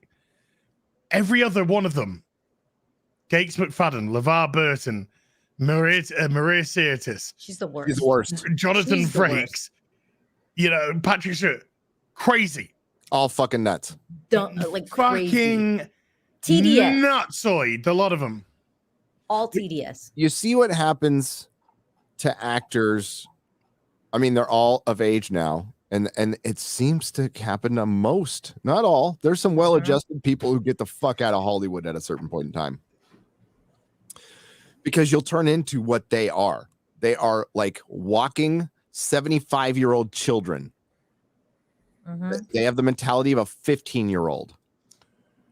I remember Maria Sirtis coming on stage at TrekCon like a few years ago, 2018 or something, 2019.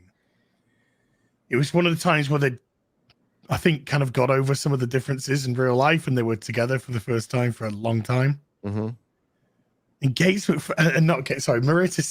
Sirtis is just taking over the room. And somebody says something about the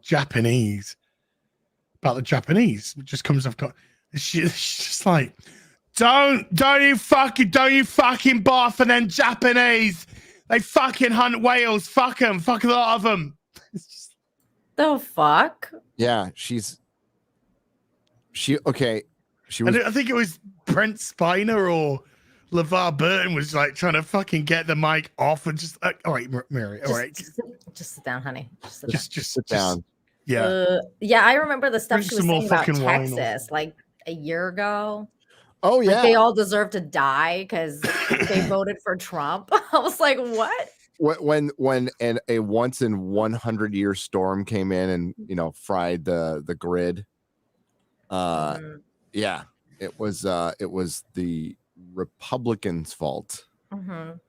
Sure. That She's happened. like, you deserve to freeze to death because you voted for Trump. I hope you all die. I'm I was like, I'm gonna piss my pants. Go. Okay, go. I got you.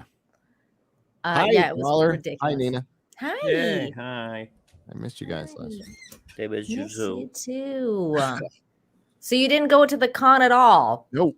Well, I was outside on Thursday, but then I did the show and then I just slept for 2 days and then spent 2 days in the car. Aw. Well, Garrett wasn't feeling good either. So he started out not feeling good, but then he felt better later. Right. So it was honestly, if it was going to happen any trip, this was the one it needed to happen on because if it happened on Vegas, I'd be pissed. I get it. And by the way, Gary, yeah, I did start watching Silicon Valley and it's fucking amazing. It's fucking hilarious. I love that show. Is perfection. Absolute perfection. I'm on season 2 now and it's so good. Like I was dying. Like some of the stuff is so. The horse mating scene. Did you get to that yet? Not yet. Okay, you will piss your pants. Sorry. Oh my God, I can't wait. It's the funniest scene you'll ever see because they have a negotiation and there might be some horse mating going on in the background. And it's legit. It's like I cannot wait. Mahler, have you ever seen it? No, but it's been recommended a couple of times. Yes. I cannot so recommend good. it high enough. The first It's 3 so seasons. Who was the guy who was in Deadpool? I keep forgetting his name. Chrissy Mayer just did a comedy show with him. TJ, what's his name? Miller. Yeah. He gets like kicked off the show, and he's the best thing in the fucking show. There's this one. Oh, I love him. There's this one time where he's trying to Steve Jobs himself. So he fucking takes a bunch of mushrooms. And Yes, I saw that one. Yeah, I that saw is that. so good. So good. It was so It's good. a bunch of fucking tech logos, and he's having this horrible mushroom trip like in a gas station bathroom. Yeah. And then the person's like knocking on the door and he's like saying that thing over and over again. Over and over again. I guess he wrote his name and shit in the wall or something. It was so real. It's so fucking funny. Oh, I gotta watch it again. Oh, it was so good. I was dying. And I was like, there's just so many scenes too that like it goes really well with what's going on now and the way that they juxtapose like who's who. Because like and I think like in season two, like I feel like that new guy is supposed to be like Elon Musk because they did Steve Jobs and they did Bezos. And now I feel like they're doing like Elon Musk's character, and it's so good. Like it's just the way Mike Judge is a fucking genius, man. Mike Judge is a legend, absolute fucking legend. Yeah. So yeah, if I think the show kind of fell on deaf ears, but the only reason I even heard of it is it would be on like right after Game of Thrones. Right. So Game of Thrones. I can't believe I missed it. Yeah. But I'm a huge fan of Mike Judge because of King of the Hill, especially. I just love King of the Hill. But I thank you for recommending it. It's been a highlight for me. Thank you so much. Sure. Me and Mike Judge go way back to the Spike and Mike Festival of Animation back in the 80s. If any of you kids in the chat remember that. I don't remember that, but now I want to see it. From Frog Baseball. Frog Baseball. Yep. Back in the 80s, we used to like get really fucking high and go to the Spike and Mike Festival of Animation. See trippy cartoons.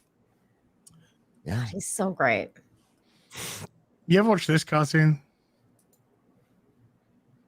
Black People Forever. I would watch this. Oh, dude, that trailer, man. How bad was that fucking trailer? Like Namor looked terrible. That CG, for one, the CG of She-Hulk you just watched was awful. That was so bad. Every version of her was done by a different company badly. And you could tell like they need to give it another year before they release the show, like easily. Like they could probably fix it. Like it's obvious they know they have the Hulk technology somewhat down, but he doesn't look that great either if you look at it. But like, dude, the She-Hulk CGI looks it's dog shit. It's beyond dog shit. I did the screenshot thing for the She-Hulk just because I thought it was interesting to me because I thought this version looked the best, and I don't think this is CG. I don't know how that can look the best. Like her head is. But that was the best like one. her head's in one direction, her neck's in another direction, her shoulders are in another direction. But it was the best one because it looked like her the most, whereas in the other ones, she doesn't look like herself. Like she doesn't look like the character, the woman that's supposed to be the actress. Especially this one, this last one. I was like, who is that? Like that doesn't even look like her. But if you notice on the internet, they're like trying to take stills and saying, "Well, this looks good." No, this isn't a fucking still. This isn't a picture book. This is a TV show. So first of all, and the like when we stills see her don't look walking, good. it looks so dumb. She like walks like this. Yeah, first of all, the stills aren't looking good, but in animation, animation's the huge problem as well. She doesn't look right. It's always that animation gives it away straight away for the human eye, just being like, you're not. It's like an uncanny thing about the way that they operate, and like you said, it's like they're moving. Because it takes fucking ages. It takes a shit ton of work. It took a shit ton of work for Thanos, and that was one guy in one movie. This is a girl throughout a whole TV show. Thanos looked great. He did. His animation was also top fucking notch. I like because it was all ripped on a person they took a while to make sure they nailed all of it. You enlarge a person. This is gonna be so awkward. They should do more stuff like kind of like the Planet of the Apes animation that they have. Like I love those ones that with the they follow the character. Those ones turn out really well. They didn't do enough of that here. These are all just like, I feel like they're like animated more than anything. What's the word I'm looking for? Better. Eat shit. It needs to look better than shit. Yeah. I mean, Disney has the capability to do it. They probably have they have unrealistic timelines. They put too much stuff out, and what I was told must be true that there is not a lot of animators out there, CG animators out there right now. There's because of Koof. Yeah, the chat told me what word I was looking for. Motion capture. That's the one. That's what they needed more of. They don't have mocap going on. What they need to do is probably just find an actress who's big enough and put her in fucking make it probably be more convincing at this point. I liked the only thing I liked was Titania's, the actress got called out and she's like, yeah, that looked like shit, but my tits look good, didn't they? I thought they did look good. Okay. They look great. I did call her transsexual in today's video. You did. That's fine. But like she said, she was open to all criticism, but my tits looked good, didn't they? And I thought that I'm like, that's a good response. That's pretty based. That was pretty. That's actually a really surprising response from her because she's usually like ultra woke, ultra feminist, and like I'm actually surprised that she said something like that. I'm wondering if like I thought some of these people are seeing the tide turning, and all of a sudden you're going to find out that they're not going to be so ultra woke and yeah. And all of a sudden they'll be all like cool because this is a good point. Yeah. Why can't we just hire Abby from The Last of Us Part 2? Oh my god.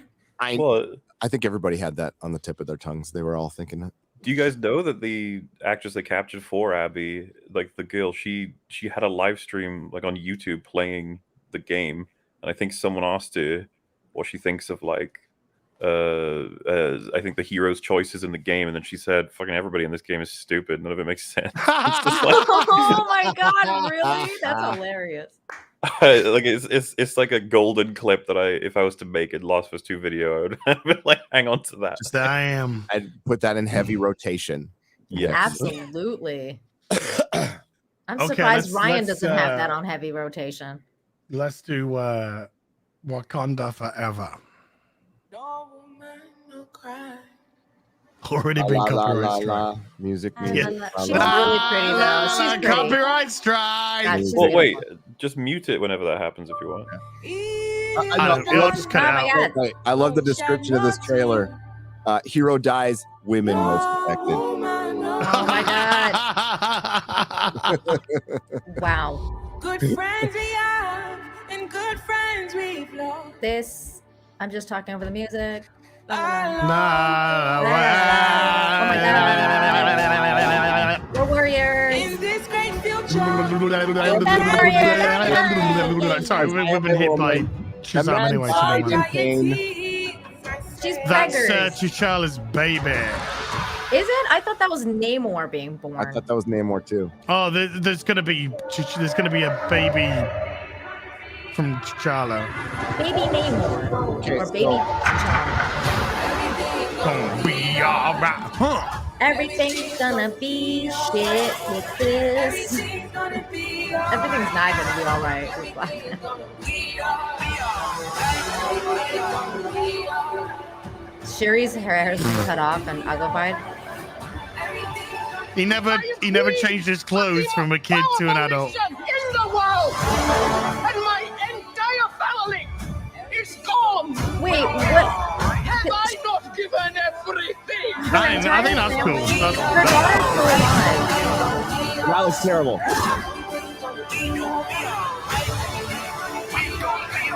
Everything's gonna not be okay with this. Namor.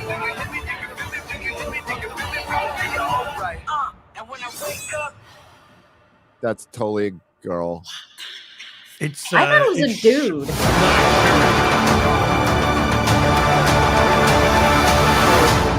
Remember Smokey and the Bandit? Yeah, I loved it. Remember when they made the third one without Smokey or without the Bandit? So you tried to make a sequel like with the supporting cast. Remember Grease 2? Yes, no, I don't remember Grease 2, but I do. Michelle Pfeiffer. I know they made it. I think it's going to be hard to make a Black Panther movie without Black Panther in it. And like you're not, I don't know, you're making it a big mystery who it is.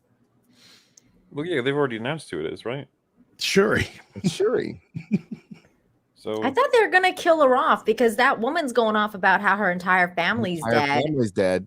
But she's still alive. So unless they're gonna kill her off. she dies. Okay, so Mahler's the one he's got a better memory, especially than me right now, because I'm not 100%. So, what was the trial in Black Panther 1? So we got were you talking about the trial for when they did for who's gonna be king? Who's gonna be king?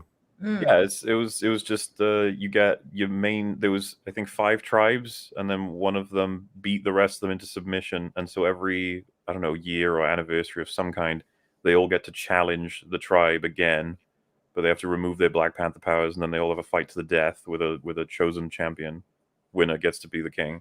So depowered, and the Black Panther's still being depowered. Did Mom go out last year and beat the shit out of all the other tribes? Yeah, out of Winston Duke. Yeah, she fucked him up. Dude, do you really think they're going to maintain that fucking retarded plot point? Yeah. Like, I remember when I criticized it, I had loads of people being like, excuse me, that is their culture. I was like, yeah, I don't believe that's their culture. Their fake culture. That's their fake culture. No fucking way that Wakanda run with that that's not, it's like ancient. I am the most advanced country in the world, and we fight Dude, fight to the death. What was great was, do you remember Game of Thrones was coming out? Game of Thrones was still rolling out at that point, and they We're the were most barbaric people on the planet.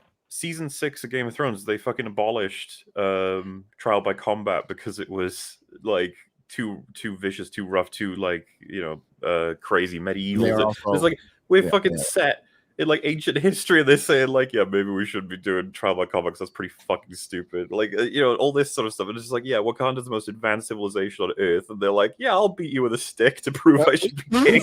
That's why we they're still have the using right sabers. of the first night in Wakanda. We're good with that, by the way. Yeah, I think that they're not going to be trying. They don't want to address that shit. They'll just be like, no, this is a loophole. This you ceremonial. Blah, blah, blah, blah. She's just fine. Don't worry about it. I like worry. this. I think this is the best of all the trailers, but it's still meh. And I think the things which could be interesting are not going to get explored because this is a Marvel movie. I've already seen the leaks. This is a Marvel movie. You know, like we get the Chadwick Boseman porn out the way first, and then we go into Marvel movie. And it like the Queen when she's talking about, you know, I'm the head of the most powerful country in the world, whatever. And my whole family's fucking dead because of it. You know, and you're all coming to me wanting this, wanting that. I think they're way more interesting themes to explore, you know, with this massive country than we're going to have a guy who wore the same fucking clothes when he was an infant wear the same clothes when he's a 35-year-old man. They just grew up with maybe his friend was spandex. His best friend was spandex. Oh no. I just feel like it's totally cringe, and I don't like the fact that they use Chadwick Boseman's main account to promote the trailer. I think it's like really just in bad taste, and it feels like it does lots of promotion. It's the same as it's the Stan same Lee, as, right? Stan Lee's account. Stan Lee. Yeah, I don't like it when they do that. I think it's really gross. cringe. I think everyone agrees. It's Yeah, really it's gross. just grotesque. It is. And I feel like the whole movie is kind of like this, like in a way, because I feel like they should have waited a little bit more and then just recast and then moved forward with the franchise if they wanted to. But they didn't have to do it like so soon. And they could have done it in a much better way. Now it just feels ghoulish and just weird. And If I don't know, I don't like if you it. remember, they committed immediately after his death to saying like, we will not recast him. That is not a respectful thing. Like they'd already screwed themselves over for being able to do That's that. ridiculous too. It's so 'cause, stupid. I mean, it's like how many iterations of Should've just Batman and should've Superman just we've had. I know. Should have just recast. Yep. Taken some time to grieve. Yeah. Yeah. You know, just take some time to grieve. Nothing wrong with that. It's very sad. Fuck cancer. Yeah. Chadwick Boseman was taken way too soon. Take a bit of time. Grieve. Mourn. Recast. Yeah. It's not a disrespectful thing to do. Actor from Spartacus died after the first season. Yeah. Hodgkins, and it was And sad. Hodgkins, and that's hideous. It's And- cancer, basic cancer. And they had to continue, you know. And like I don't think the actor would have minded. And it's and the second guy was good, but not as good as the first. But that's the way it went, you know. Dumbledore, of course. Yeah. Yeah. No. The no yeah, yeah. actor is Joker? bigger than the character. It's just the Harry Joker. Stein. Yeah. There's been so many Superman. Like, you know, there's been so many people who have passed away. It's unfortunate. It's part of life, though. It's gonna happen. You just take like the time that you need and then you move on. But it's just Disney and these corporations just want to bank right away. Like, it doesn't matter what it is. They're like, let's bank. Like, you know, it doesn't fucking matter. There's nothing sacred anymore. Yeah, but we're talking about casting while the franchise is active, as opposed to, you know, with the Superman. Those Supermen had their time. They weren't going to be Superman again. Same with like James Bond. James Bonds have their time. They're not going to be, you know, James Bond after they've finished. You know, what about Sean Connery? Okay, that was a contractual thing because they had. But yeah, I mean, they should have just said nothing. But I think it was all caught up in everything that was going on with the George Floyds and I think it all got caught up in that. And, you know, we had a bunch of very weird people in America that were not highly melanin taking knees with fucking African scarves around them. Apparently they're part of the Senate, but okay. Weird. It got very weird that point. And that's why you needed a cool head just to detach for a while, just let things calm down, let things simmer. America's Recast. still getting over it. It's really, really weird. I don't know. It's too early to be a midlife crisis for a country, but dude, you're only 200. You're a baby. Your country's a fucking baby. I think you're going through puberty. It might be. I think it's puberty, and you know, you're not my dad. Well, I am, but yeah. Well, you're not the dad of man and ma. Can I borrow $20? Yeah, I could have borrowed $20. I've only got 10 on me. Oh, you fucking hate me. Yes. Why did you even have me? You didn't want me. Oh, And that's America right now. it's not menopause. It's not. Brad State says it's menopause. No. You got all these other countries with like thousands of years of culture and history just looking like they're having an epi. Gary, not menopause. It's phase 4 and 5. Men on pause. Men on pause. Ah, that's good. Oh, Mahler comes out with a good one. Men on pause. Men on pause after Marvel Stage 4. Well, they'll hit play again once once they get over it, I guess. Yeah. So I can't wait for Ironheart to fuck up this film, dude. I can't. It's so her technology. It looks like it might be part of the Tony Stark and scuba technology to go down to fucking Atlantis or wherever. I'm trying to get. I don't give a fuck personally, because that is not Namor, dude. That is not. That is like the laziest, dumbest way to go about Namor when they could have done something South American that would have made sense. But it would have required an extra Google search, maybe. I don't fucking know. They can't do that. They can't do that.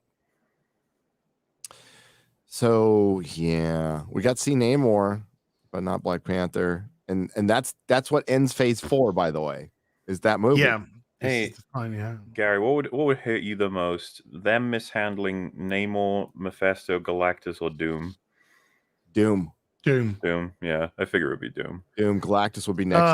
Namor's up there. I like Namor's an important character. He's like an original fucking Marvel character. He was the second character. Human Torch was the first.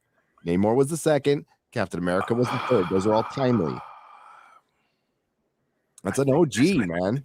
I think Doom's meant to make a cameo in the post-credit scene for this. Yeah. Who is? Which? Doom. Fuck.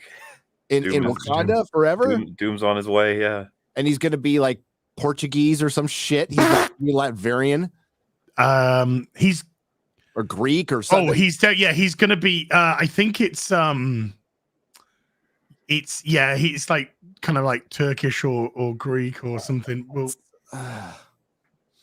Because I was gonna I think on the open bar catch up, someone asked like me and Drink, if you could pick any one character from like it was Marvel or Star Wars. We went with Marvel. And you can do whatever you want within the bounds of Disney and stuff. I was just like, so what you're asking me is which one do I want to protect? Because they're all going to get destroyed. So which one would I protect? And it's like, funnily enough, Doom was one of the ones I suggested. I was like, we might want to protect him out of all of them. Because if we could have one thing be good, like imagine it was Doom. The thing is, they're doing a Force Awakens now, so they're spreading it out because like people want to see the Fantastic Four interact with Iron Man and Captain America and Thor and the real Namor and Doctor Doom, and you will get that in Secret Wars. Chris Evans will come back. Robert Downey Jr. is coming back. They're all fucking coming back. Promise you, they're all going to be CG de-aged, whatever, and they're going to look like floating heads on CG bodies. I doubt the technology will get that much better by 2025. I hope they look like the floating head in Thor: Love and Thunder. Yeah, dude, that was so bad. hey, did you like how they mentioned the blip in that movie? Oh yeah. Did they? No. Yeah, no. They did not. I was gonna say. I was just like, that was the one thing I put on my notes. I'm like, wait for blip reference, and my guess was we're just gonna start not hearing about it, and that's. Dude, if we can just avoid talking about it until they do the full timeline reset, then they never had to deal with it, and that'll be great. Let's be like, shut up, it didn't happen. Now it's too late. Go away. The thing, okay, here's one for you. Let's say they do bring back Chris Evans, Robert Downey Jr. for Secret Wars. It's now written by a complete. Oh wait, didn't the Russo brothers say we'll come back and do that? Did they? They did, but they weren't announced. Is it because the Gray Man didn't work out? Is that why? I haven't seen that. I've not heard good things. I've not heard. Well, so I have seen it, but like I thought it was but I've heard that people just not liking it. And I was like, oh shit, all right, fair enough. It's a pretty generic action movie. It's just like secret agents killing each other and stuff. It's like, Sounds cool. You might like it. I thought it was better than Tomorrow War. That was terrible. Oh, Tomorrow War was like on the second day of me being sick, and I had my saltine cracker, and it was just like the greatest thing I ever tasted. That's okay. That's what it was. I wouldn't even trust these characters with the current writing. Now it'd be too much. They just wouldn't treat them with the respect. There'd be Iron Man will be dragged around by Pepper Potts. Chris Evans will come back as Captain Nazi. He'll God. It would no. I just want Marvel to. I just want to stop.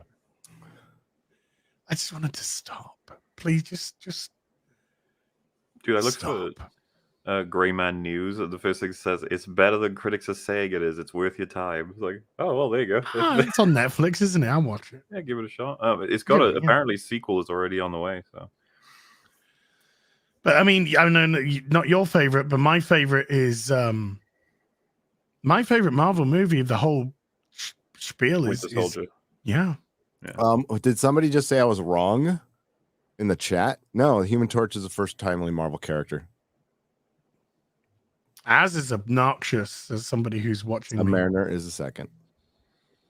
He's obnoxious, but I love Az is obnoxious, but he's our obnoxious. Yeah, he is. I can be obnoxious.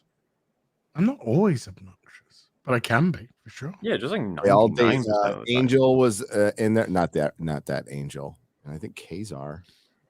You mean Angel? Wings Angel, yeah. Yeah. Mutant 39 in the Marvel Comics #1. Well, they're not X-Men anymore either. The mutants.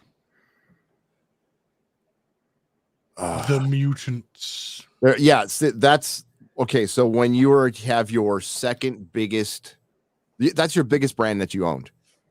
Spider-Man, you don't. Disney will never own the film rights to Spider-Man unless Sony goes out of business, like completely. They will not let that shit go. No. So your biggest brand that you own, and I would argue, well, they've done so much damage to it, and that's Perlmutter's fault too. There's some history there, but potentially the biggest brand that you own outside of Star Wars is X-Men. X-Men over anything else. There is so much potential if you do it right. Now, we don't live in that world. Nope. They're going to do it right. So this is, again, it's not that they won't do it. They can't. Disney has made their fucking bed, and now they're going to have to lie in it.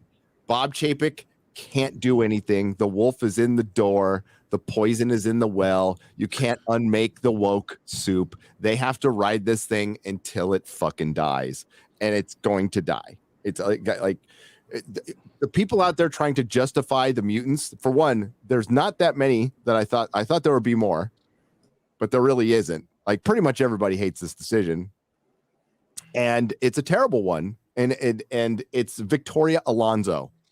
That is 100%. 100%. Who was just fucking given she was advanced in her job, given a promotion for doing what?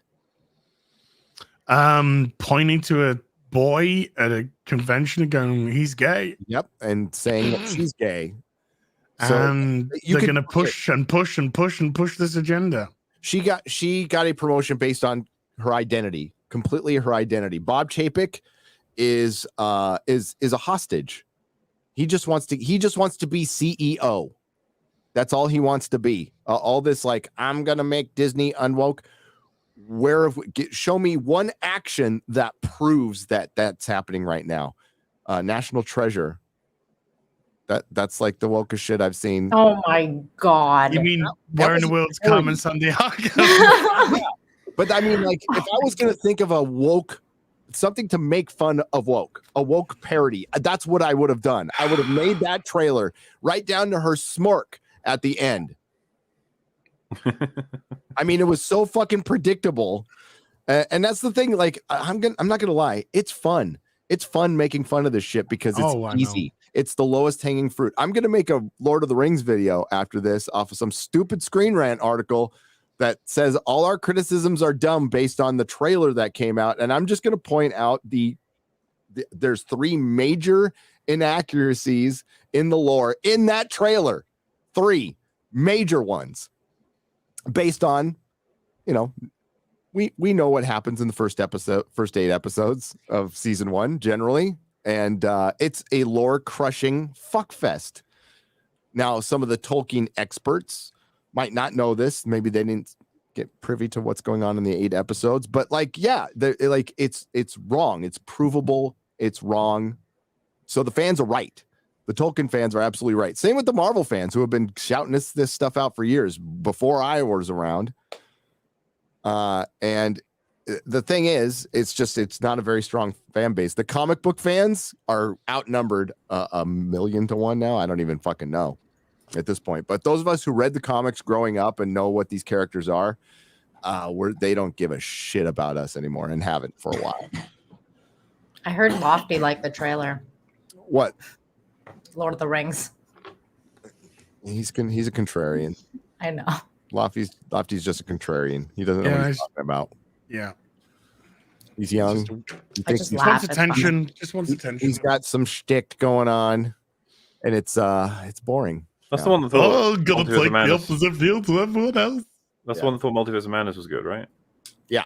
The film that has now thankfully reached the point of no one defending it anymore. Yep. They gave up. Even he stopped. Dude, they're not even defending Thor anymore. That one's gone. Dude, yeah, Dude, that Thor was 2 days. flushed straight away. That was just gone straight away. Is that movie still in theaters? Yeah, it had a 53% drop off this week, which was bigger than week 2 for I don't know if Doctor it's still Strange. in theater. It's not good. It's gonna go nowhere near $1 billion. Dude, how about that Quantum Mania poster that they put up? I laughed so fucking hard. Garrett showed me that, and because of my last video, I haven't seen it. People actually called me out on this too, and I'm like, okay, all right.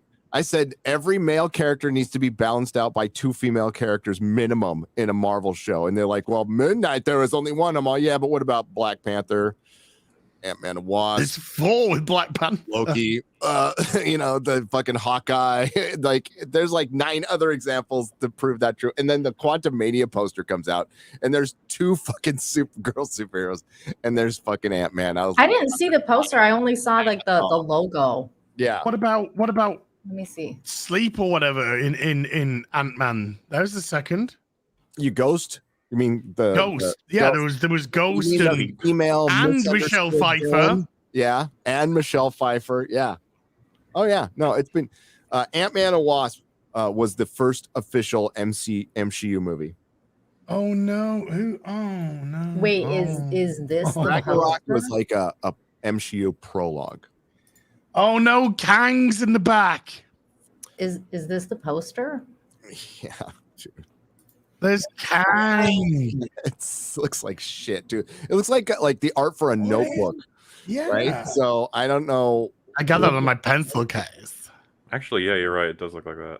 It looks like they've done like a starry night, like Van Gogh background, like a generic one, and then just like stuck all these people in front of it. Who's the purple one? The kid, is it? Their daughter, his daughter. I'm gonna assume it's his daughter. Yeah. What's she gonna be called? The bug. Antling? Little bug. Cancer. Little antling? I don't know. She's gonna be called Stage 3 fucking cancer. There's only 4 stages, as I'll tell you, outside of There's one more to go. Outside of the old school Ant-Man books, and there hasn't been a ton. The only Ant-Man I read was the Irredeemable Ant-Man by Kirkman, which was fucking 20 years ago, 15 years ago. I don't fucking know. That's when Scott Lang came out. Did you guys know that they're coming out with a whole series? Flea, but she's called Purple Round People. Flea, that would be a good one. Yeah, Midge. The Flea. Did you guys know there's a whole series coming out based on that one animation what if episode of the zombie episode that did really well? They're like, let's do a whole series on this. And so they're doing that. Wow. So much stuff. Stuff is the right word, Maul. I think that's a really good word. Stuff. Every once in a while, you have to remember, it's like, by the way, Star Wars is piling through the door with all of its new shit as well. Andor is right around the corner. Oh, yeah, I missed Obi-Wan Kenobi. Do you want to have a look at Andor? Let's have a look at the trailer for Andor. Okay. Oh, shit. Was there a new one for that? There's a new one? Well, it's still, no, the one that came a couple of weeks ago. Oh, we I'll already have a look saw at that it. again month if you ago. want. Why not? We're going to be taking on the Empire. I saw Dr. Disrespect play it yesterday on stream, and quite a few people in the chat just going, this looks fucking dope. Oh, yeah. Dude, it's the next thing. Of course. Yeah, we need next product to consume product. Turned out Nick Rekieta was right all along, and Disney the Jedi just want to gets groom it. people, apparently. Yeah. Fucking hell. Excuse me, sorry. Fucking Andor. My cough button. I actually have one. You want to hear it? Yeah. Yeah. Cough if I do. It didn't work. Yeah. Here we go. On and off. 2 months ago. Here we go. Fucking hell. Here's my cough button. Right? Go. Go, Andor, go. Go, Andor, go. Fucking. Why don't you just insert one of these, and then you can just, when we're going to sway, you just put the beeping away, and then... Oh, I love the beep. The beep is hilarious.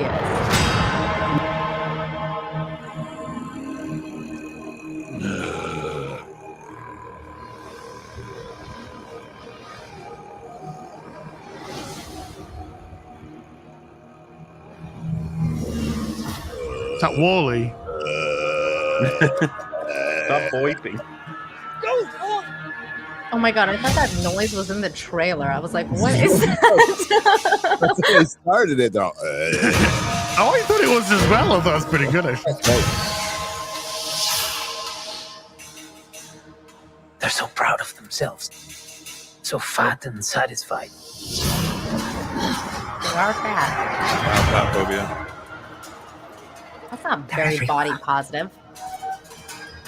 They're watching me now.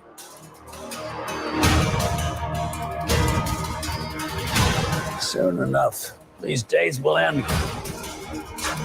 But yeah, every 24 hours. There will be no rules going forward.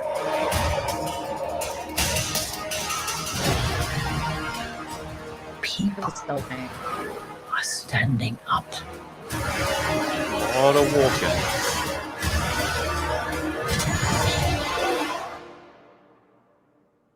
That's what a reckoning sounds like.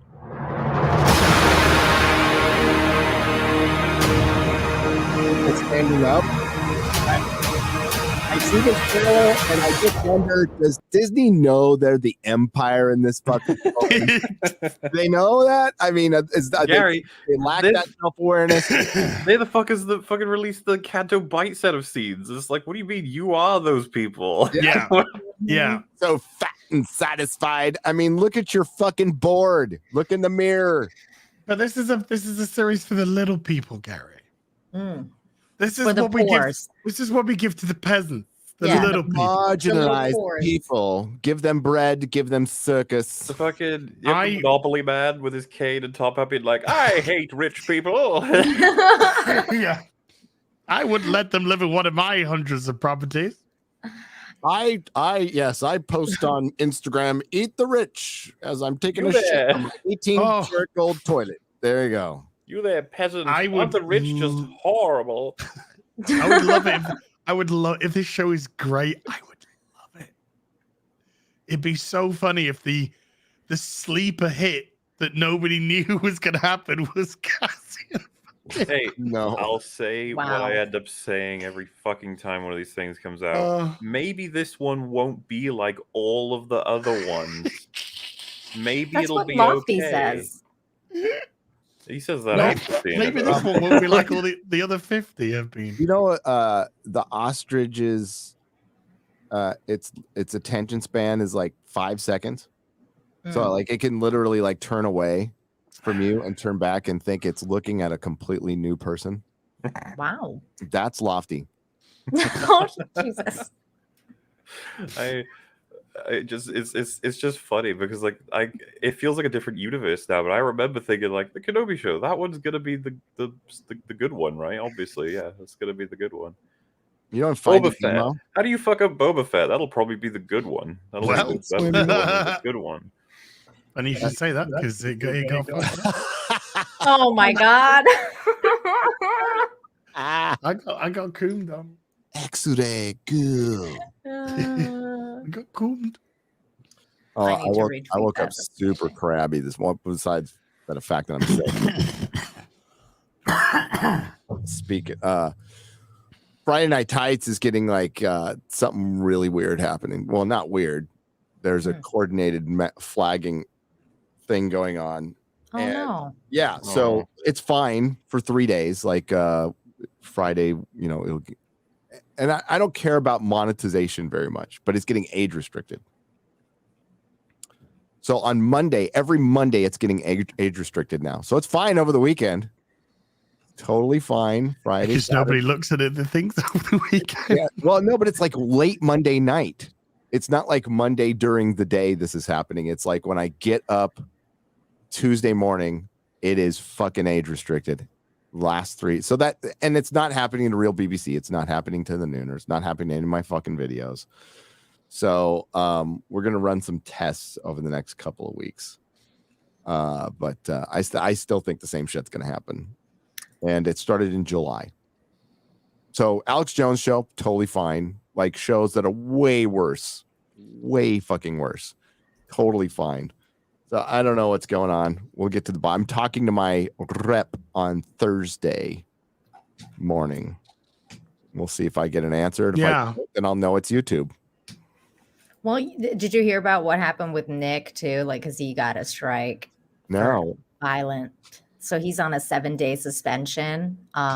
He thinks there's obviously flagging going on. Yes. But he's not so sure like about what they were flagging, but he appealed it and they rejected the appeal and they claimed that immediately, and they claimed that it was part of, because he did like a 5-hour live stream, but they didn't tell him which part it is, and apparently he played a clip where people were using knives, so he's guessing that that's the problem, what the problem was, but he's not sure.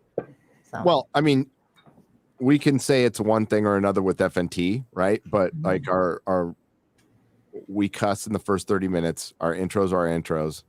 And one of the shows that got hit with age restricted didn't have an intro.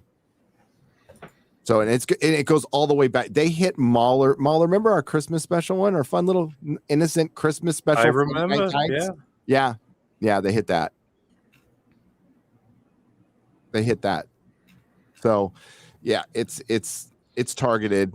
It's definitely, we'll figure out I don't know. I just don't know if it's YouTube or, because people are always flagging shit. Like that's just always happening. But we'll figure it out. But man, I was super crabby when I saw that fucking 3rd week in a row. I was like, God dang it. And like the appeal just got immediately shot down. So annoying. It is. That's YouTube life, yo, though. Life on the edge. That's the YouTube life. It's fun and it can end tomorrow. YouTube life. But thanks though. It's cool. It's fine. I'll figure out. I just vent my frustration. That's all I do. Oh my God. The real BBC. Oh, did you see that at the end of that She-Hulk trailer? That was fucking Daredevil, but I think he's in like he's not dressed up as Daredevil. No, he is. He's in his new yellow and red costume. Yellow and red. I thought it was Bullseye when I first saw it because of yellow and red. I mean, link. No, black and red's good. Yellow and red's not gonna look good. I don't Gary, know we don't want him there. Okay, that's the important. Yeah, we don't want him in the. Don't put him in the show. Somebody might have mentioned this already, but they're doing Born Again. They said they did Born Again. They already did it. Gary, I was saying this to Fringy because he was like, "Oh no, why are they doing that?" And it's just like, you know exactly why they're choosing that title. It's like one of the most well-known ones for Daredevil, and it's he's coming home, baby. He's born again. Exactly. But like they basically did it already. They're not thinking about that. They did the story already. So, oh god. Somebody said, "Is this did Marvel just do this so they could rip the shit out of Catholicism?" They might be like doing Daredevil Yellow, Loeb, and just calling it Born Again. And they're going to like reset the timeline or some shit. I don't know. However long it takes, I think we'll all eventually say, man, all that time and effort put into being like, save Daredevil, don't let it just die with the third season. We're going to be like, should have ended there. Should have ended with that third season. Yeah, I mean, yeah, I do need to do it. My channel is under attack, but it's all of us. As is under, like, everybody's part of Friday Night Tights. Real BBC too. It's all of us. We're all under attack. I mean, they were like that striking me last week about good news stuff. So who cares? Yeah, I got struck for seeing next Tuesday, and then I thought I'd slide in an appeal. And when I got the reply back, the reply literally said, "Go to this timestamp, 9 minutes and 4 seconds to 9 minutes and 7 seconds." And so I click on it. It's just like, and there are.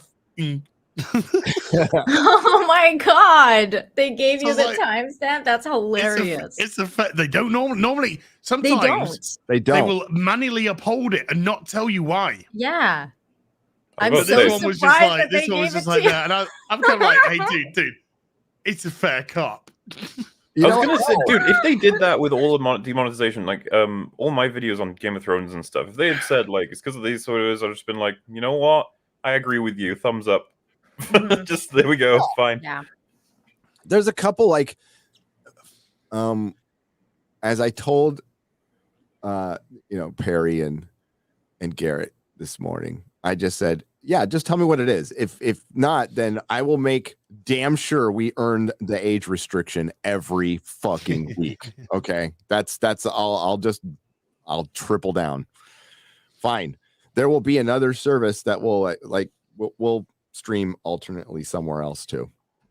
So you can, but the thing is, when the age restrict, you have to be logged in to see Friday Night Tights. Otherwise, and a lot of people don't log in to YouTube and they just use it regularly, so it won't be seen at all. That's the way it goes. It's not hurting the show. If they think that's hurting, God, we were down half our crew, and Az and I were sick, and we still had a great show last Friday. So, woo. Yeah. By the way, just in case you're wondering, folks, yes, this stream is demonetized. Is it?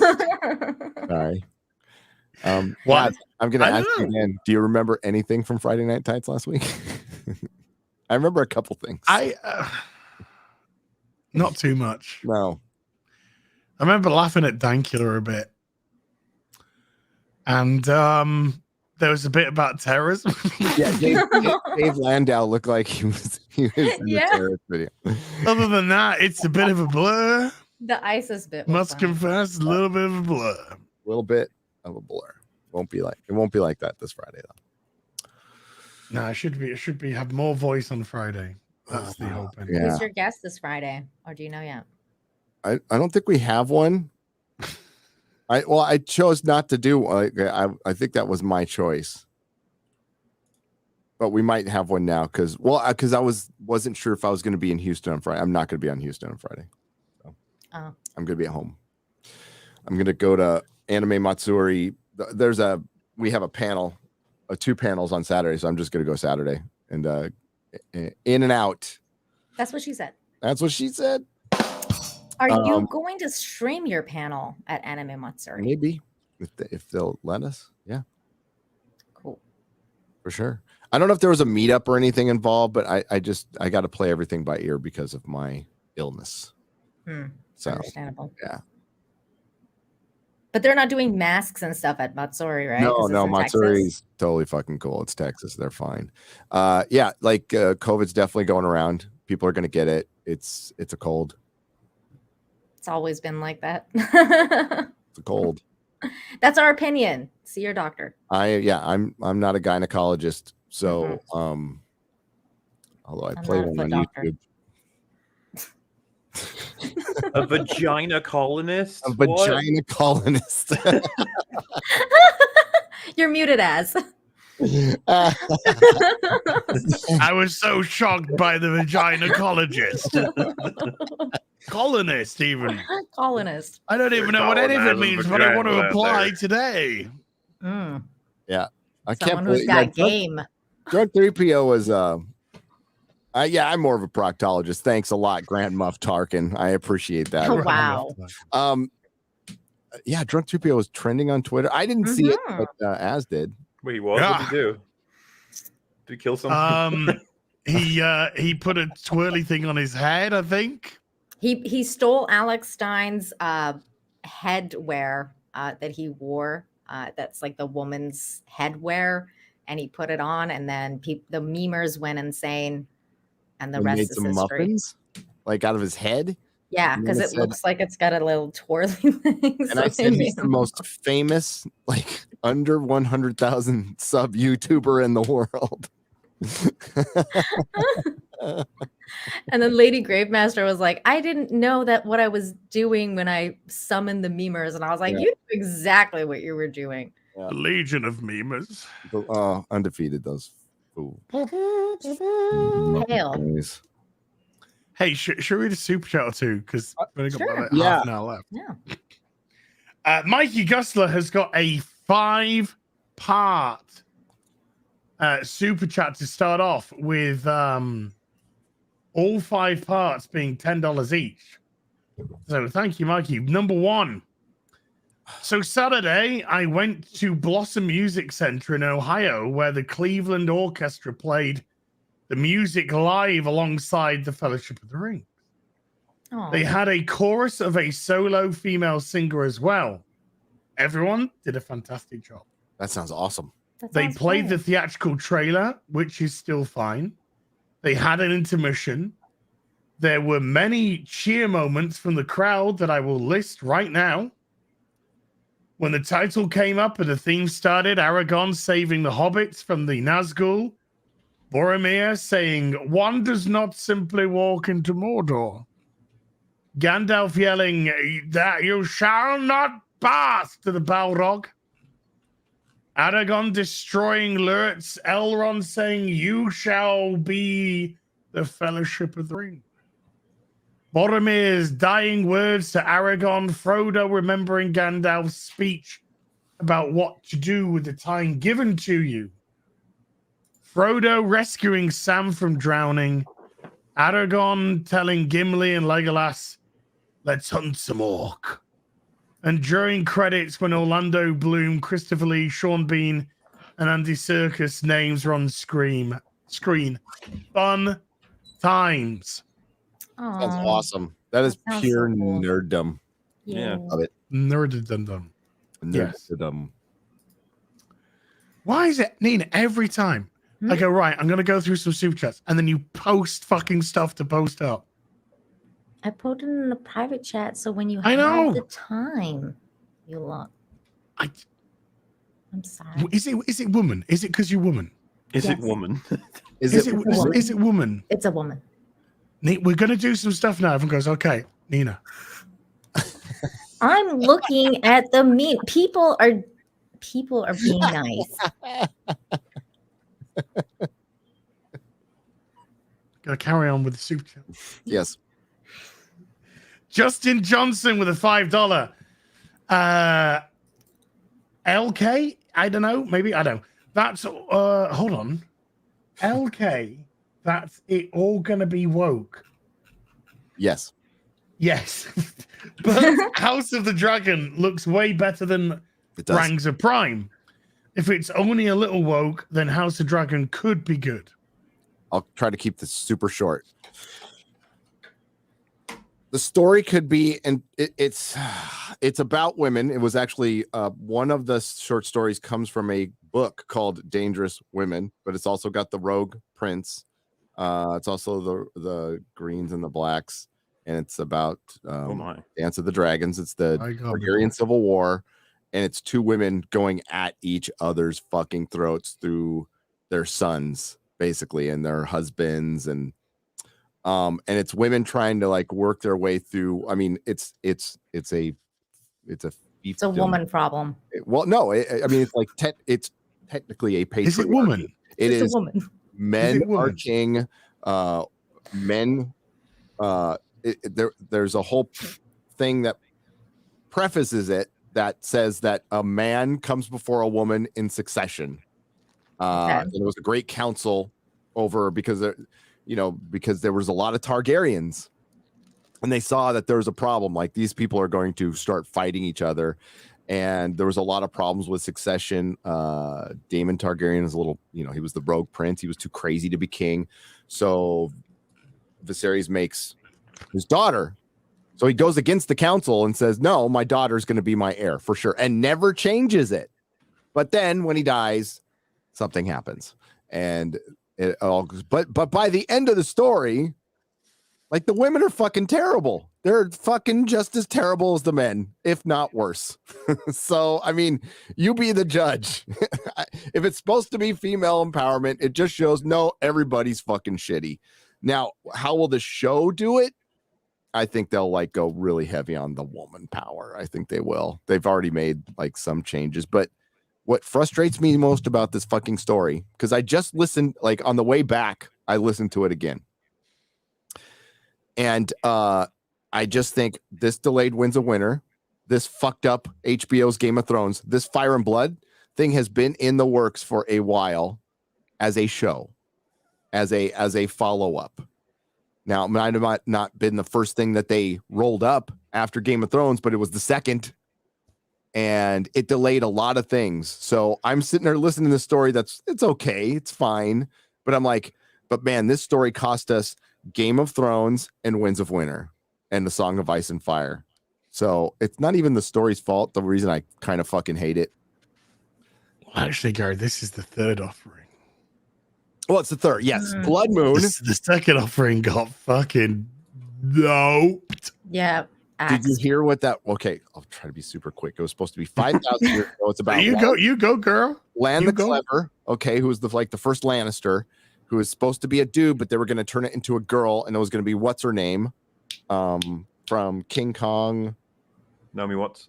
Naomi Watts. Yeah, she was going to be Lan the Clever, and it was supposed to give you the origin of the the true motivation and origin of the White Walkers, and they were gonna, that's why they left some of that stuff out of Game of Thrones, because they were gonna explain it, and it was going to be super feminist, and the working title was basically period blood. Oh my god. Blood Moon. What the fuck? Because that's that she's got her moon's blood. That's what they were saying, and that's how they did the show, and they called it Blood Moon. Oh no. That's so yeah. Can't imagine why that show got canceled after 30 what was it? 30 million. I think they made an episode. Yeah, the pilot. Yeah, and that episode, that pilot got noped out of fucking Dodge immediately. Well, now that says something about how bad it is. And they got what they did is they ran out and got female showrunners and all female writing staff, and they went, nope, okay, George, we're going to come back to you. We're sorry. Could you help us with a TV series? We'll go, George. We'll give you back one of the 5 we canceled. Just anyone you want, just pick it. And House of the Dragon. So it's supposed to be anthology. Like it's going to be with this cast for a little while, 3-4 seasons. Supposedly, and then it's going to do another Targaryen era, and it's just going to go on, and it's all going to lead up to a story you don't give a fuck about. Game of Thrones season 8 until Jon Snow comes out, fixes that. I don't know. Kang could fix it.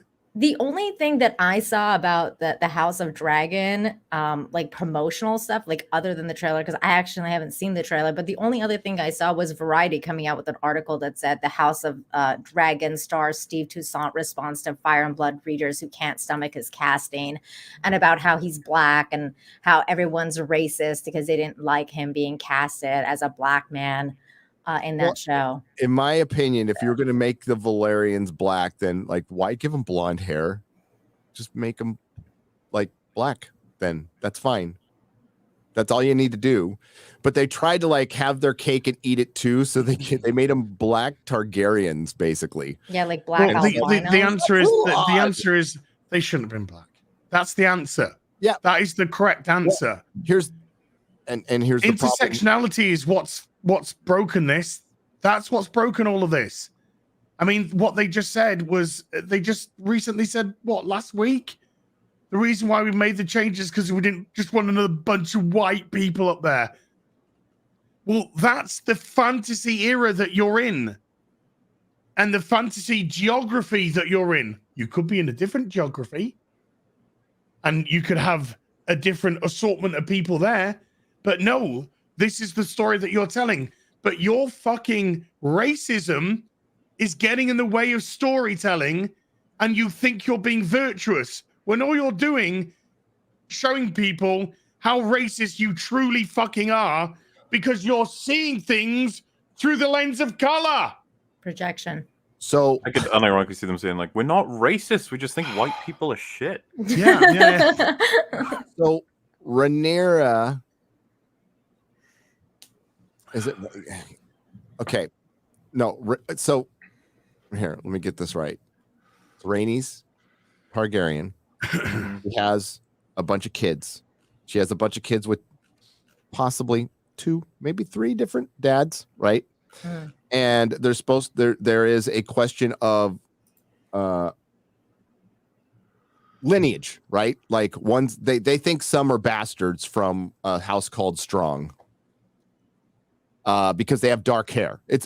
Dude, this is, if it's sounding very fucking familiar with Game of Thrones, it is. This is supposed to be foreshadowing. The original was supposed to be foreshadowing for the main story. So it's a king that had some, or queen that had some bastards that might be a legitimate, an old, kind of drunk king dies who wasn't really respected, but until afterwards you found out that he held the realm together pretty well, considering he was kind of a Sutton. And either way, when you have one of the descendants of a black Valyrian hooking up with Rhaenys, that calls the whole thing into question because her kids are going to be half black. Half black, yeah. So it's like, yeah, there's the kids that are white, and then there's the kids that are half black.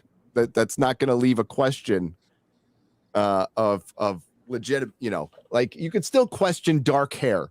You can't question like dark skin. Okay. Skin color, yeah. Like that's what the story set up. So I would argue that you can make any other fucking house black if you wanted to, and it wouldn't have affected the story like Valerian did. But house quarter black. House quarter black. But I don't know. They wanted to make the sea snake black, which is fine. Whatever. No.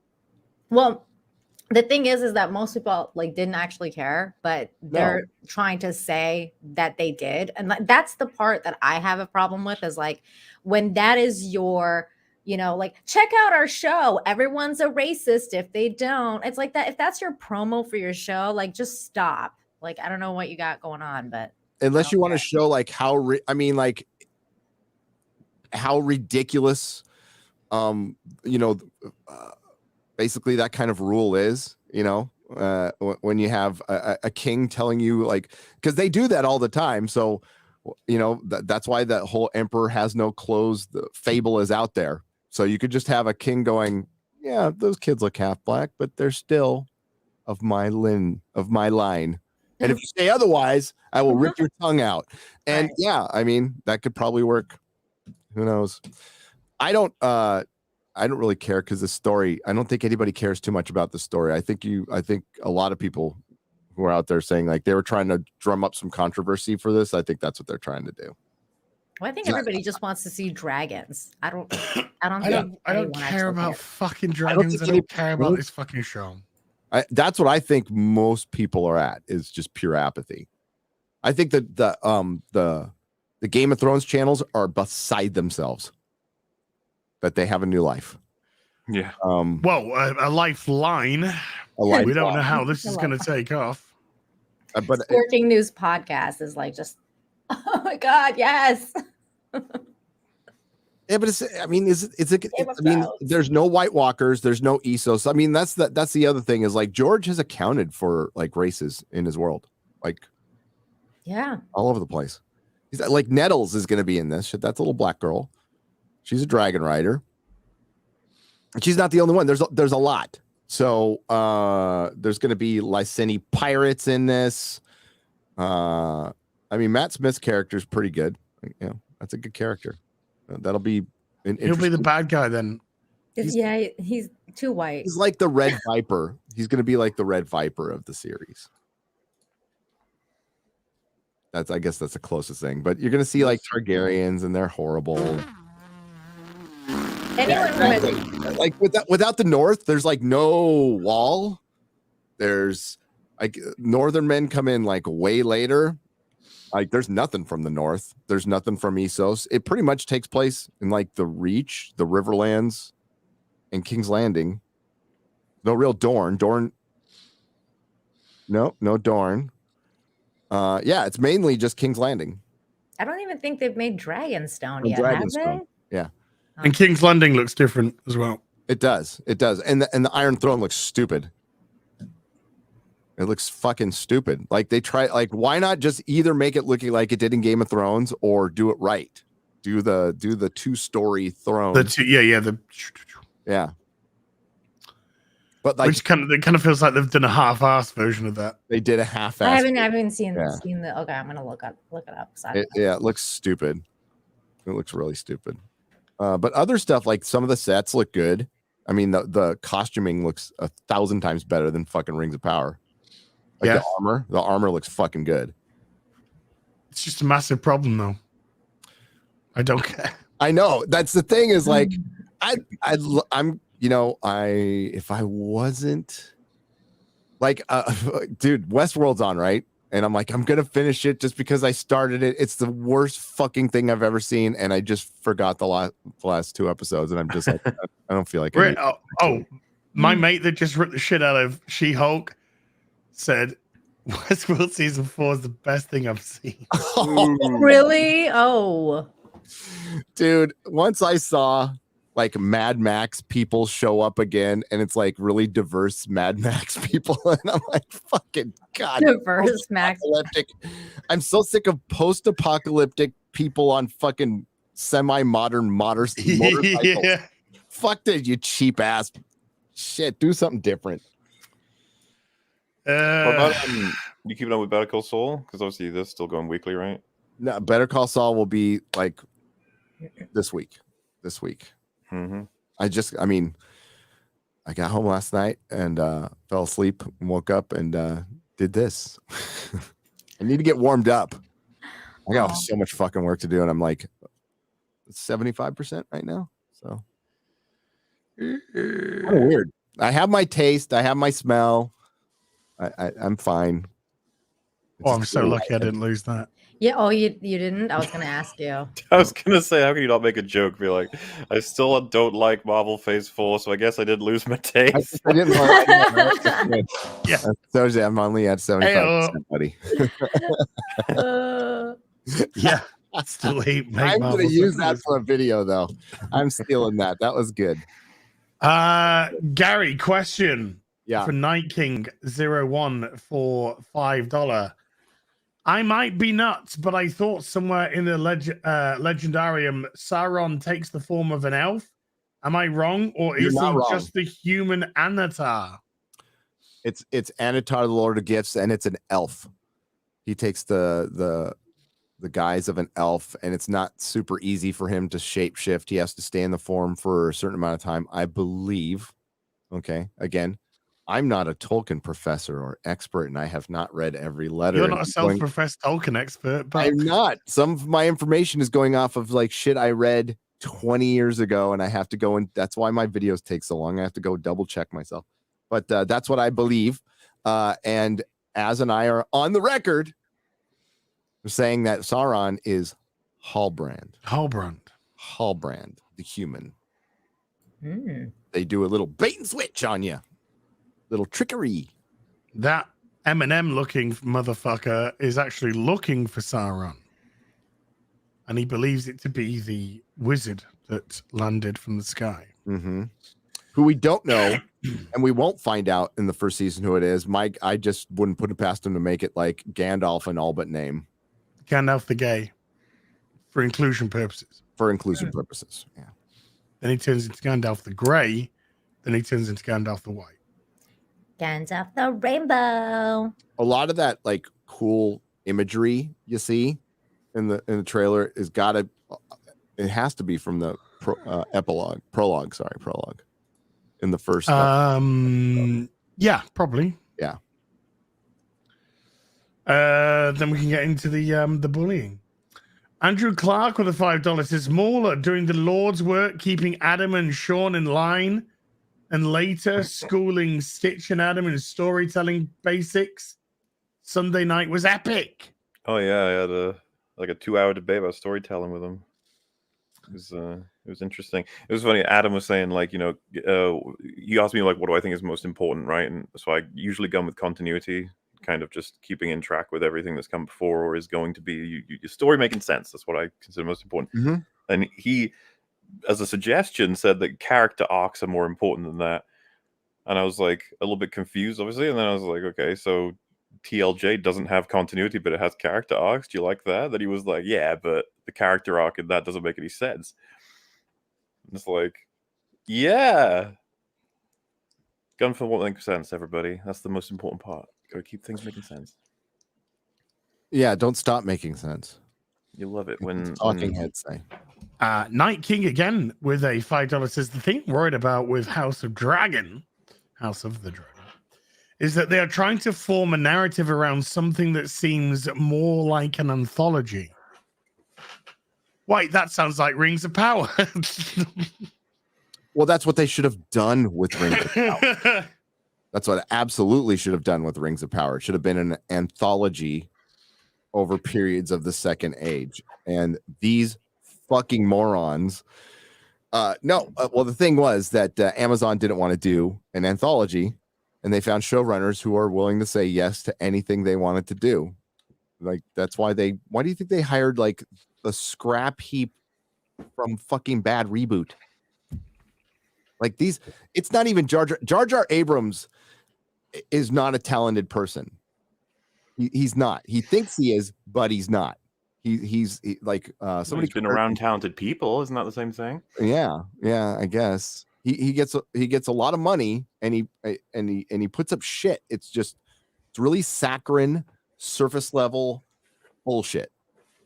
And now you're getting like not even his main lieutenants, like his third lieutenants, like who weren't even good enough to get on his own scripts, running a fucking entire TV show and people calling it Tolkien. By the way, that's the thing that triggered me the most is they're like, this is the first time there's a black woman in Tolkien. It's like, bitch, did you watch The Hobbit? Did you watch the fucking Hobbit? There is a female dwarf in The Hobbit. There is black people in The Hobbit in Lake Town. Jesus Christ. Ew, my keyhole. Didn't they say this is the story that Tolkien didn't write or some shit? They're gonna write the novel. It's not that he could, that he would have written something like that. Yeah, they're like, ugh. If he would have written it, he would have wrote it. What Tolkien said about the Second Age was it was dark and most of it shouldn't be told. And his son, came out with the Silmarillion, but that's mostly First Age. That's all First Age, really. There's a little, and then you're gonna get most of this just fleshed out. I heard some actors say that Isildur has a sister. It's an original character, and she called it not a character of the body, a character of the mind. And I'm like, what the fuck was that? Are you saying, is that how you're referring to your made up character? It's not a character from Tolkien's body of work. It's a character of the mind of two fucking retards. Yeah. I've been pent up the last 4 days. I'm sorry. Am I taking over? There you go for it. No, you're doing great. It's You know, about the writers, what you're saying as well, Gary. So a friend of mine was asking for like just updates on the MCU. He dropped the MCU like around about Endgame, and then I was like, oh, you know, newest ones were he I think he'd seen Ragnarok. So he was really sad to hear that like Love and Thunder was just shit. Because he thought Ragnarok was funny, and I was like, oh, you know, the one before that was MOM, and that was just really, really, really, really bad to the point. And I especially mentioned like the writers just blow me away, and he was like, oh, what else he worked on? And I was like, well, he got the job because of Loki. I'm pretty sure, like that's what of the knock-on effect. And he was like, well, what got him that job? And I was like, well, I think he worked on Rick and Morty, like a couple of like one episode of Rick and Morty. Yeah. And then he was like, well, yeah, but it's got to be more than that. And I was like, at this point, no. And then he was like, well, so is he working on anything else then? And I was like, Captain America 4, pretty sure isn't he like got stuff in that? And then he's got Star Wars, and then he's also got X-Men. He's going to be Michael Waldron's like getting around to the point of like he's going to start getting influential writing shit in among all these different projects in Marvel and Star Wars. And it's just like, isn't that incredible? What an inspiring story. You can just make bullshit and start earning more than any other writer in the planet soon, like just because you just get all the biggest projects ever.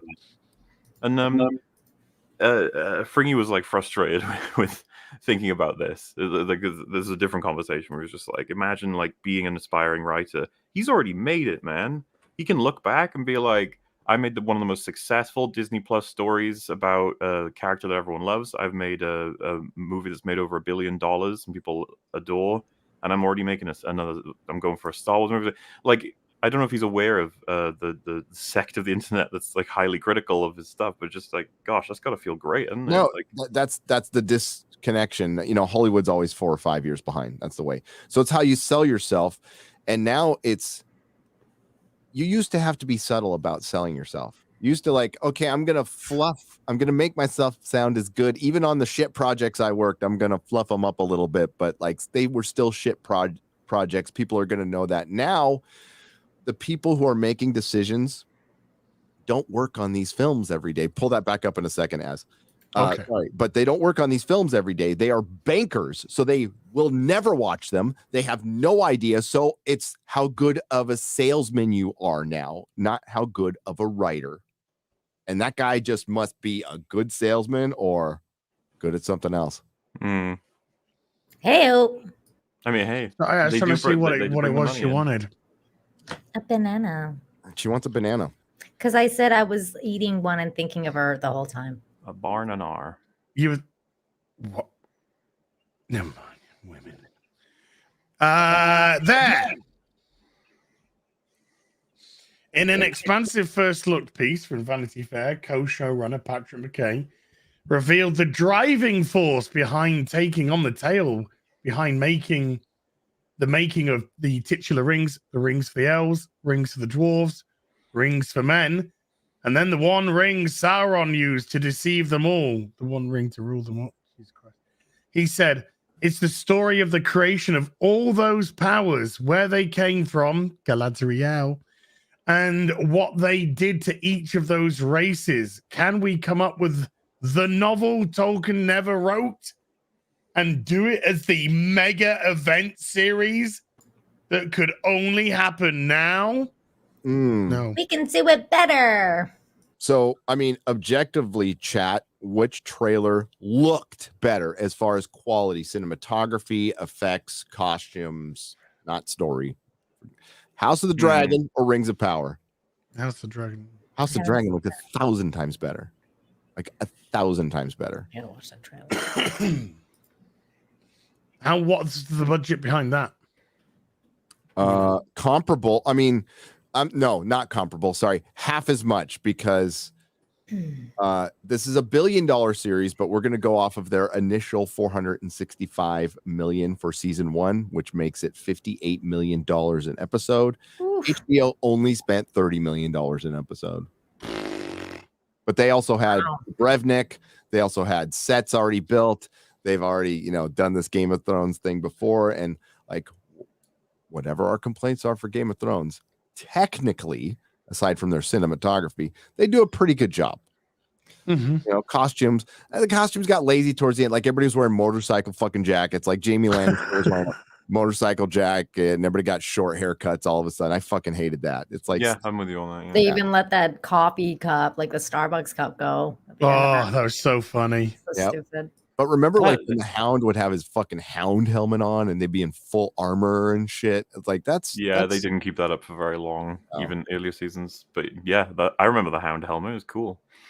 Fuck yeah, it was cool.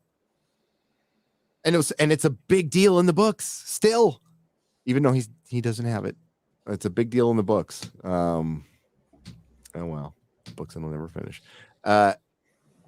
Yeah, they spent $58 million an episode on print screen fucking armor on Numenorian That color. is so bad. That image was so bad, man. I mean, dude, it just looked like pleather, like, you know, they're just wearing some cheap leather imitation of scales, chain scales. To fucking hell. Oh my god, the lady, right? Oh my god, that would look so bad. I was like, ugh. Oh, and then like all the people in the crowd look the same, like they were wearing the same outfit coloring, and I was like, people like don't usually dress like this. Everybody dresses differently, but everybody was dressed the same way in like unison colors, and I was like, the fuck. Okay, the things that we've already talked about. Celeborn is dead. So according to Galadriel and Celeborn have a daughter. It's kind of an important daughter. They need to be married for her to have a daughter. So unless they just didn't mention the daughter, but she's not mentioned in the first season because she's not around. So Celeborn is dead. That's fucking huge. That's a big change. Okay. Galadriel going to Numenor. Never fucking happened. Never happened. That's a big change. Galadriel shaking hands with Miriel, saying, let's battle together. Well, this is prior to the forging of the Rings of Power. Centuries. Miriel isn't born for centuries. That's plural. Lots of them. And they never meet. And they never go in the battle. And Sauron being Halbrand. So these are three, like, massive changes to Tolkien's lore. Like, that's just the things we're talking about. There's a bunch of little shit that they change. It's fan fiction. This is a completely made up story. It is not based in any kind of anything from the fucking Second Age. You'll get names, you'll get some familiarities, but as far as the progress of the Second Age, which is mapped out, you can go read it. They don't have problem is Amazon doesn't have rights to all those books. It's nothing like it. This is a completely made up story with some that's it. That's all. And they're gonna have female Frodo and a female Sam and a wizard. It's fucking ridiculous. And a bunch of made up shit. Just a bunch of made up shit. So they are not respecting the lore. They know the lie is almost over. This was their last attempt to I don't know, win over the fans at Comic-Con. And did it work? I don't think so. When Screen Rant is resorting to getting attention by calling fans stupid, and believe me, challenge accepted. Well, that's just hate clicks. That's an article going for I'll hate give him clicks. one. I'm gonna give him one. I'm picking this low hanging fucking fruit, and I'm going after that writer. Make that money. That writer's name. I'm gonna be. I usually don't call out the writers of these articles, but I'm gonna be using that name a lot. Okay. You want attention? Is her name Karen? You got it. It'll be. Oh my god, I'm under attack by bigots and racists. Oh my god, some guy in his basement with a beard is like attacking me. I am actually upstairs. There's no basements in Texas. You're such a virgin. I'm a born again virgin. I found let's go through my virginity again. It was in the closet. In the closet, in the closet, in the closet, in the closet. Mikey Gessler with another $20 says, what I find funny about that hit piece from the Rolling Stones about Zack Snyder's Justice League. About the bots is that people in the same sphere as you guys take it seriously and say to stop harassing Warner Brother executives. Funny if Disney did the same thing, it would be the opposite. Who in the fuck said that? Who said that? Who are you talking about? You ain't talking about me. Well, because I was going to say, I think some people expected even me to be like, I don't know, moved at all by this news. When they said, what was it, 14% was the percentage they came out with? I think like 13 or 14. I forget. I remember thinking like, I legit when they were like the campaign was fueled by bots, I would have expected honestly a 60%. Yeah. When they said 13, 14, I was just like, oh well, that's not even that really. I don't. So 87% was active people. Yeah, and to be honest with you, I think at least 10% of any movement is probably fake. So yeah, whatever. I look, the Disney people who are that go in support of Doctor Strange and Thor and shit, they're not fucking real accounts. they're fucking I love bots to the fucking nines. Yeah. Get out. Yeah, dude, like, go after whoever you want. If somebody wants to be on Twitter, they know what they're getting into. They're adults. They're going to get added out. Like I said, I was getting added by the Tolkien professor. Like, he was in my fucking mentions all weekend at Comic-Con. I don't know why, but I don't care. I'm like, I don't block anybody. And if you go on Twitter and then bitch about people adding, oh my god, people are adding me, and you're stirring up a momentum, then fucking get off Twitter, fucking tard. Yeah. Too fragile. Yeah, like come on. Mikey Guster with another $5 says, I like when TJ said there should be no borders.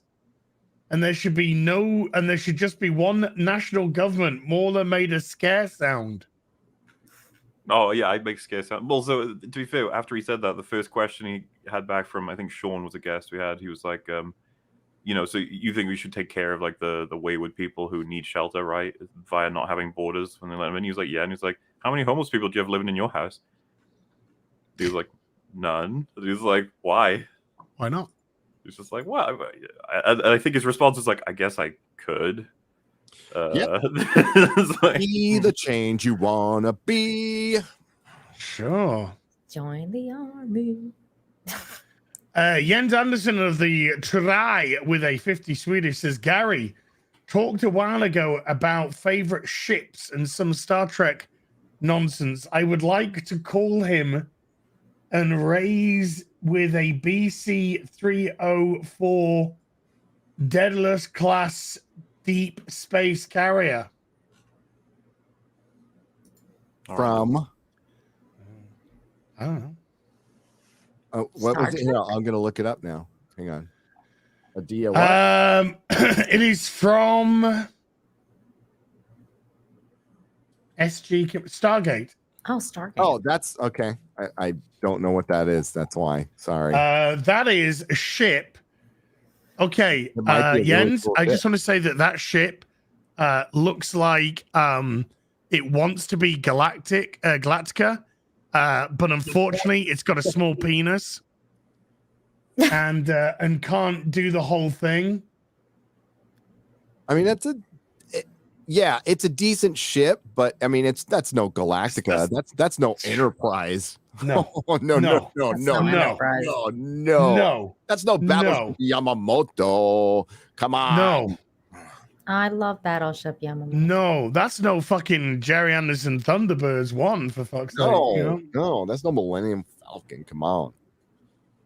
That's no Star Destroyer. Like, dude. That's no Slave One. Remember Slave One? Remember the ship Slave One? I do. One. Yeah, Slave One is Boba Fett's starship. It will always be Slave One. Fuck Disney. I don't recognize any of these names you're saying. All I know is the fire spray. That's all I ever. Yeah. You're racist, Mahler. You don't recognize Slave One, Mahler. I don't see slaves. Fire spray is when you have kidney stones. I see slaves everywhere. That's when you have fire spray. Watch Clone Wars Season 7, Episodes 9 to 12, Cream Me. That's the name of the person with a $2. Says, really? I'm 16 years old. I'm a 16-year-old fantasy author. Kaylin Wilkinson, Amazon. What? I'm 16-year-old fantasy author. Kaylin Wilkinson, Amazon. Dude, nothing about your fucking name or that super chat made sense, but thank you. Google Translate, maybe. Yeah. Jens Anderson of the Turai with a 50 Swedish says 2 equipped with Asgard shields, sensors, 16 small fighter interceptors known as 302, armed with 32 railguns, 16 VLS missile tubes, and later upgrade. Jens Anderson with another 50 Swedish says 3 with 4 Asgard plasma beam weapons. It is the second carrier in the Turai fleet with capacity for intergalactic travel and a badass looking ship. Well, fuck it. Heart of Gold. Heart of Gold from Hitchhiker. Oh. Well. With the infinite improbability drive. Nothing beats the Heart of Gold, piloted by Zaphod Beeblebrox. That's true, Gary. I forgot about that. But Jens, your ship looks like shit. Yeah, ship looks good. That's fine. I think it's fine. It's fine, but it's no Enterprise. It's no like, big boy. That is nerd boner stuff. Right? Nerd wood. No, like, it's not the greatest thing ever. It doesn't have to be. That's so racist as. It's no super Star Destroyer, but not everything. Star Destroyer looks better than that. Star Destroyer is like a pizza slice. Super Star Destroyer is like an arrowhead. True. Yeah. I like that. That's nice. A Manhattan pizza slice. That's the way I looked at it. I love the aesthetic of Star Destroyers. They look so cool. I just like I remember when I first saw the Super Star Destroyer, so when I was like, oh my god, that looks like it's a city, but on a ship, like just moving through space. It's so fucking cool. We are the Viper. I'm gonna say something controversial. I like X-Wing fighters. I like TIE fighters. Uh-huh. Mm-hmm. I think the Vipers looking better. I like the Cylon ships. The Cylon ships are dope. Fucking, they're dope. And that is John Dykstra, my man. That is a lot of the same people. Yeah, the Vipers are beautiful. Beautiful ships. It doesn't hurt. It doesn't help that like Disney's completely fucking shat on Star Wars, and I could care less about it. That probably has a lot to do with it. But Battlestar Galactica, man. Ships are Galactica's just incredible shit. That's an incredible. We got Ego Moss does such a good job with those. Is it true that they're going out of business? I hope not. Hope not. Yeah. I hope not. Very sad. Guys, we're at the 3-hour mark, and because we're still all dying of various ailments, giving people a chance to jump out at 3 hours. I'm going to do a few more supers, and then I'm probably going to have to come back on Sunday to do a square up for the rest because, I was actually going to. We're not quite there. To end on or come close to ending on a high note, I was actually going to say, can I show you guys something that happened on EFAP? Sure. Like, I think it was fucking hell. Time is so stupid to me. A couple days ago, you remember you guys played a round or two of Gartic Phone, right? On the anniversary stream. We were playing it. Someone in chat reminded me, and I was like, "Oh yeah, I should show you guys." This is a link. This is the timestamps baked in. If you just play it for like 3 minutes, the game mode we're on is when someone draws a picture, and then someone else has to look at that picture for a couple seconds and then draw it from memory. Okay, that's I've played this before. It's fun. It's fucking amazing, is what it is. Okay, this is the best internet game that exists. Okay. So here we go. Starting at 158-ish. Yeah, and I'll let you know because like it's the two. There's two sort of results. It's a duck and the next one. Okay. We started with one where it got a duck. I think it does actually. Now we really? It's the law. Oh, like he's still really happy. He may look weird, but Is it Mahler who turns it into Oh, Hunter? no. What is that? Oh my god! Chicken nugget. Oh no, I know where this goes. Oh no. I see where this is going. Oh no! This is why I was so happy towards the end, because all of my time and experience had gone into this. Oh no! I mean, that's literally the best you've ever done. Wow. Seriously. Scroll up to the top. Like Scroll up to the bottom. Like, That reminds me of every MCU movie. It turns into a chicken nugget. here it Oh comes. my fucking god. Oh god, I remember how much I fucked this up. Best friend Sonic. Okay. I don't want to see my one. Don't do it. What is that? Like, Oh no! Oh no! Oh my god! I mean, now it's someone in a Sonic costume. So that's... What is this home movies bullshit?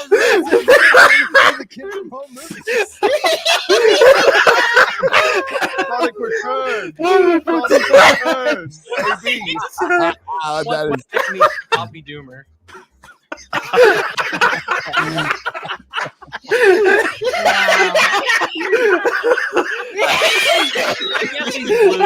Whatever. Somehow Sonic. Somehow Sonic. Oh no! Sonic in the Rings of Power. I like fumbled the controls. I did not mean to make whatever that is. A likely story. A likely story. You're supposed to make the pupils black. I managed to not do it to both. Only one of the whole way.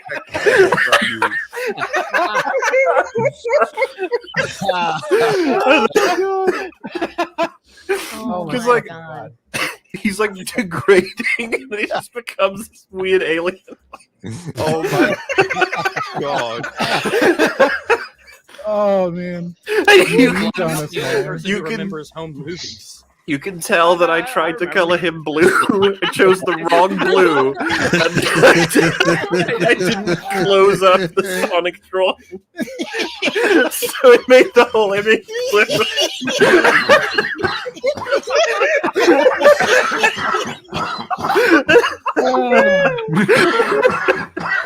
The first thing I thought was Brandon from Home Movies. Yeah, that's about it, I'd say. So more there is. If I visit Wales, I am never ordering a lobster. Wait, what is that? I wouldn't order food from Wales. I mean, like, wow. You That died. That was great. I nearly died. Face hurts from laughing. Yeah, I think that was pretty good drawing of Sonic. I think it was different. it was it's yeah. modern, is what I would say. It was modern art. Yeah. Mhm. Well, you can't tell the difference between that and modern. Thor Yeah, Love and the, Thunder is down 44% from last Monday. Oof. Yeah, we got E5 anniversary is actually coming up, so hopefully we'll get you guys in for a bit and maybe even play some. Yeah, Gothic I mean, again. Yudmora did invite me to that, but I was just too. As you can tell, I don't want to laugh because if I laugh, then I just. Oh, dude, So, my throat actually hurt. Yeah, that was only a 3-hour stream, and there's so much fucking laughing. But the Gartic streams are so funny, man. Congratulations on the anniversary, Mahler. Yeah, well, it's the 4th year running for EFAP now, which the longer it goes, the more weird it feels. You know, it's just like fuck, this has been going on for a while. Oh, and Talking Gary, about nerd stuff for ages. how far have you hit 500,000? Oh, I haven't even looked. You were so close when I checked on Friday. I'm pretty close, but I haven't put anything out. So I am 50 subscribers away. Oh, wow.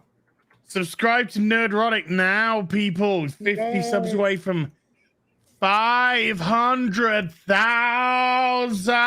Holy shit. Yeah, that's crazy. 500,000. Yeah. Thanks, everyone. It's awesome. It's been a rough weekend. It's been a rough weekend, but I'm like not gonna like sit and bitch about it. Like people get sick. I wasn't sick, but my cat was sick this weekend, and it was a terrible weekend because my poor kitty was so sick. I was like, oh, I know, I'm sorry, but it sucks when your cat is sick. It does. My cat's never sick. No, your cat's just angry and poops on your on your router. I've in the 9 years that I've had her, she's 12. This cat's never been sick. Well, it sucks. Once. But I think that's because she ate 1,000 mice in 2 days. What? She gorged herself. I think she ate a couple of mice and the bones were like, regurgitate, so they were tickling her. So she's doing a lot of. Wait, Belle is an outdoor cat? She's in and out. She does both. Oh, she okay. Yeah, mine's. Like winter time, you couldn't get her out of the house to save her for love and the money, but in summer she'll go out. She'll actually scream at me by the front door, even though there's a fucking cat flapping the back door. She'll scream at me in the front door to open the front door because she's too fucking lazy to cut the cat flap and go around. Fucking that's a cat. So the 3 hours is with us, guys. So does anyone want to bow out? I'm here because I'm not going to be here for 2. I'm going to be here for like 15 minutes longer. I mean, well, should we? If that's how long, I'll try and stay to the end. Yeah. Just wrap it All up. right, we'll go till 3.5 hours, and then unless Gary, you want to jump out now too, because you should be gone. Oh, fuck it. I was like only going to come in for like half an hour, but I had so much fun. I'll stay till the end. Yeah. All right, we'll do 15 more minutes, and then I'll do a super chat square up to the ones which haven't been done, folks. And I do apologize. I try and get them all done, but just trying to save as much voice as possible for videos and Friday night tights. And there has been some ranting. Rob the Builder with the $5 says, don't be so proud of this woke terror you've constructed.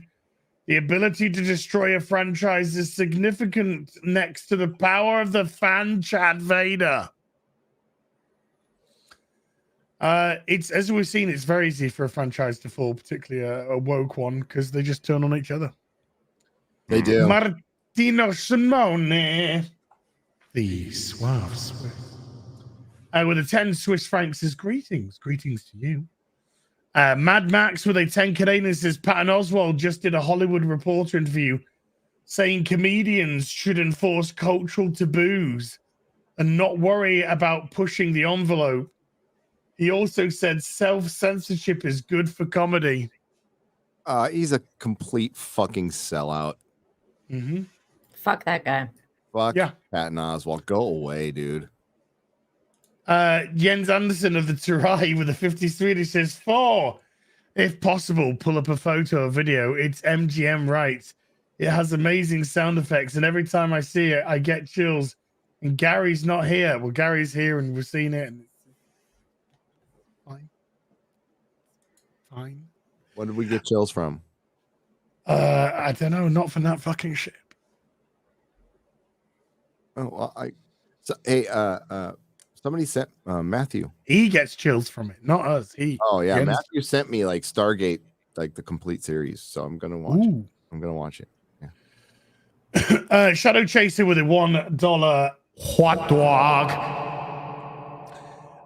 Roy King 2740 with a 30 shekels says, Nordratic. I knew The Expanse was bad from the first season. Did notice on the TV show that they tried to make sure there are 50% gender ration on the screen when it comes to extras. Nah, I think Expanse like really started out like making sense and it was heading towards something, but then both the books got fucking woke about around 2016. It's weird. It just happens around that year for everything. that like they'll start linear and then they'll start like injecting stuff that like was already in the books and making sense, and it made it worse.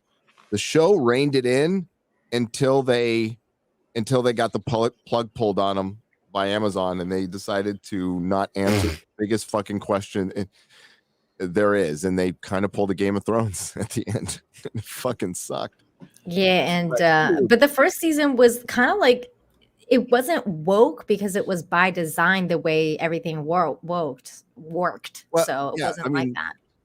It basically the world is one world government. Yeah. and it's fucking terrible. Yeah, it sucks. That was the point. The whole thing is like, yeah, we got our UN running the world. We got our global government, and they fucking suck. They fucking suck. That was the point. Suck. And the military broke away, and the workforce broke away. Right. Yeah. So you have unions versus military versus a government class, and everybody else caught in the fucking middle. Yep. Now they end up like favoring the more communist union worker force later, but they're the ones who kill everybody and fuck everything up. They're the brutal ones. But I know that the authors of the book like them more, but they don't realize that that's why they're the villains.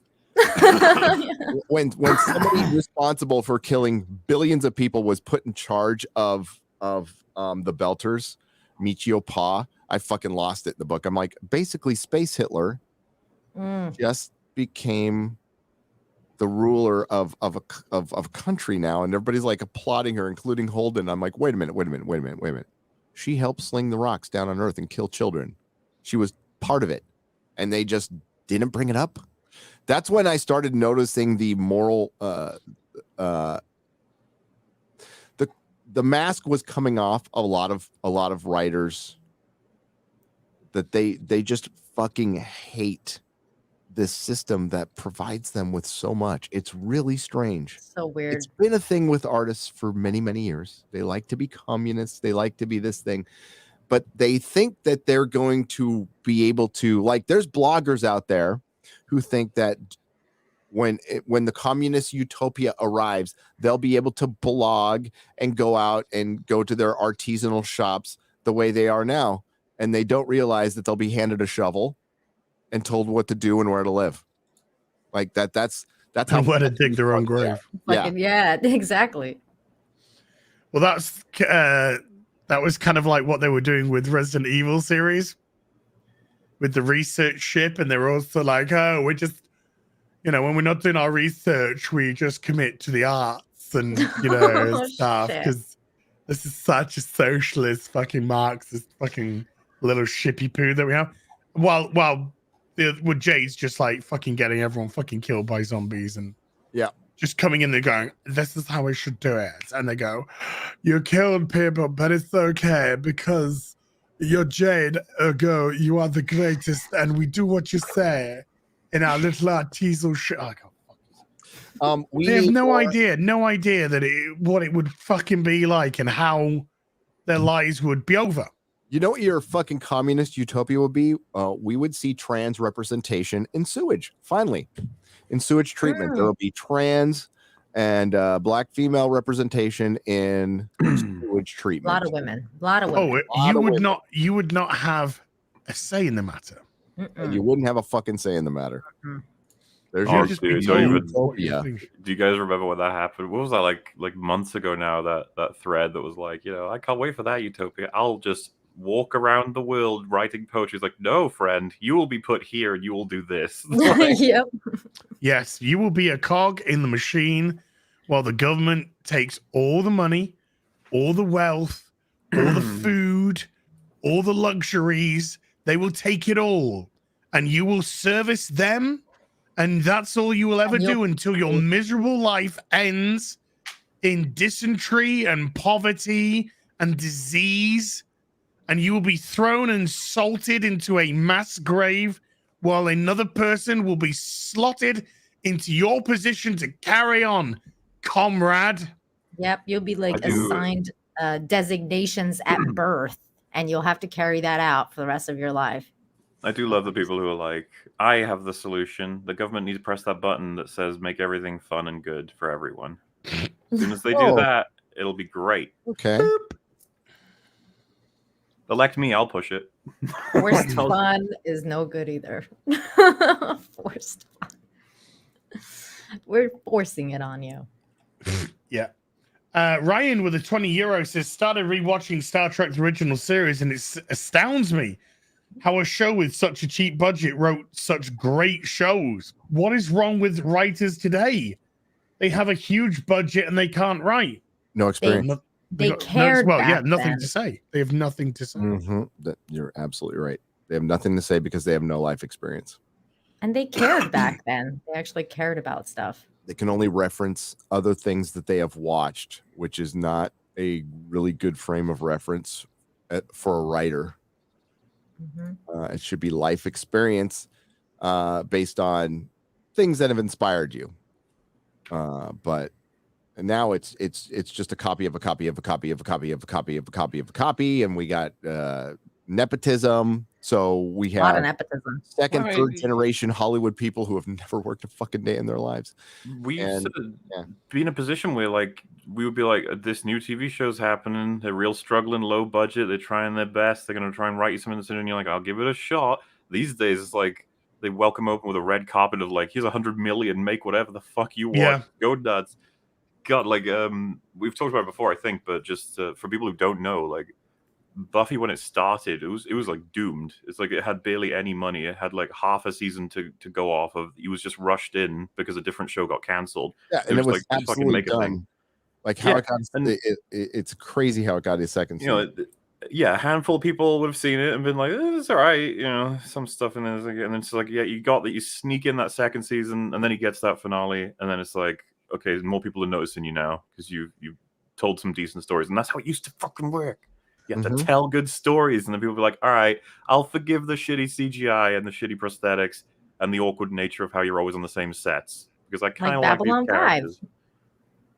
Well, Babylon 5's production was pretty high compared to something like Buffy and like even Doctor Who and stuff. Like Babylon 5 that's some of the high end sort of sci-fi, Yeah, I guess that's true. At the time. Oh well, you got it. Oh well. It's like I said, it's like Netflix, where it's just like, welcome to Marvel. You're already hired. Like, just fucking whatever. Yeah, Doctor Who is so unique in where, obviously different main character, but you also had great writers for a long period of time who were, because of it's basically publicly funded, they were allowed to put their layers on a little slower. But as that time went on, those layers were so good. They were so good, and that like building the mythos of Doctor Who, that nothing will ever equal that ever in writing, as far as like putting layers on a character, having a character arc that you still know dick about. Like 50 years later, we still like know very little about this character that we love. That was so good. And now they're just gonna answer everything. Some people saying in chat, was Babylon 5 low budget? I didn't actually know that. I think the first season was certainly low budget. First season, like they made it look pretty good for low budget. Just gonna say. Yeah, I wasn't watching it in the 90s at the time. It's hard to tell. I remember people talking about Babylon 5 all the time, and I was major Star Trek snob back then. I'm like, fucking same. DS9 and the guy with the stupid fan hair, and before I watched it, so you missed out. I was a Star Trek. I just should have copied Star Trek. This is Deep Space Nine. I remember those geeks. That's what nerds use. Those are nerds use. Oh my god, nerds. Yeah. People get mad at me too. The Straczynski guys. Yeah. I like them all, and people make fun of me because What was my argument to them? Well, he might have came up with it first, but Star Trek came up with it best. Oh, with Cisco. But no, I like them both. Yeah, I remember when like Star Wars fans and Star Trek fans did not get along, and then came along Babylon 5, and everyone was like, "Fuck this show." It was pretty funny. Like some people saying like the CGI. It's like, dude, this is 90. When was it? When is 3? 93? Yeah, that's fucking fine for 93. I don't see why it would be like. Yeah, oh, definitely. Nobody was tripping back then. Should see what CGI was on Enterprise. Well, do you remember 99 was the mayor in season 3? Do you remember Gary? That does not look good. Looks awful, but that's it looked fine for Buffy. I mean, like, yeah, that's what I'm saying. At the time, we were like, yeah, that's fine. Ah, the good I old always cringe days. a bit when I show someone do that because they're like, "Oh," and you're like, It doesn't seem "Yeah." that long ago. It really doesn't. No. Years ago. White Knight Leo with $5 says Ray has taken over Mary Sue that no one is noticing how close Jane Foster has come to the original fan fiction. Even she gets the hero send off. Yeah. Fan fiction is the correct, I think, term for this, for all of what we're seeing, for Rings of Power, for fucking Kenobi, for the Marvel Cinematic Universe. Now fanfic has taken over. It is brought down writing so much. So even the Tolkien professor was out there defending it on one of his videos, right? Calling it yeah, I used to look down at fan fiction, but I don't anymore. And it's fine as fan fiction, but it should not be the writing of our intellectual properties or our mythology, because it sucks, because it's always got a Mary Sue or a Gary Sue or a Deus Ex Machina. I just don't want to see the fetish shit, man. Like, I don't want to see like Obi Smash. like fucking Obi-Wan Kenobi. Okay, like nobody that fucking wants aspect to of it. see that shit. Dude, The this is slash what we've had for aspect of years in comics now. So gross. Well, Tim Drake, 30 years have been with Stephanie Brown. Now he's sucking dick for some fucking reason. Why is Tim Drake sucking dick for some reason, DC? Because you fetishized him. Because you're hiring a bunch of mentally ill fucking retards to push your fucking ideology, and you've just pissed all over every fucking beloved character to do it. And what have you got for it? You've got fucking Eric July come around the corner and go, I'll take all of that fucking money. And he did. And fuck you for it. It's been sitting out there for a while now. Oh, it's been on the fucking doorstep waiting for somebody to come along. And Eric was like, I'm there. All right. I'm there. I'm walking up. DC, not. Yeah. Taking all this fucking money off your doorstep. All this money that was here for you, taking all of it. Marvel, I'm going to next door. I'm going to take a big fucking chunk from Marvel as well. So don't feel so bad, because you're not the only one I'm fucked up the ass today. See ya. Yeah, like for the Rippaverse, comic-wise, that's the biggest comic book news that happened during the week of Comic-Con. That cannot be undersold. Fucked. It's the biggest comic book news of the last fucking 10 years. Easily. And this is why, because you're getting your fucking Obi-Wan Kenobi, you're getting these fucking tapped in the head, Tumblr fucking fucking degenerates that have been given fucking jobs in these companies, and then saying, look, we're making it more inclusive and diverse. And by inclusive and diverse, I mean we're doing what we want, and if you don't like it, we will fucking crush you. Yeah, and if you don't like it, there's you're no a inclusion and racist. diversity. It's all fetish. It's all selfishness. The roster of DC is about 60% fucking gay right now. That's not fucking representation. That's a fucking joke.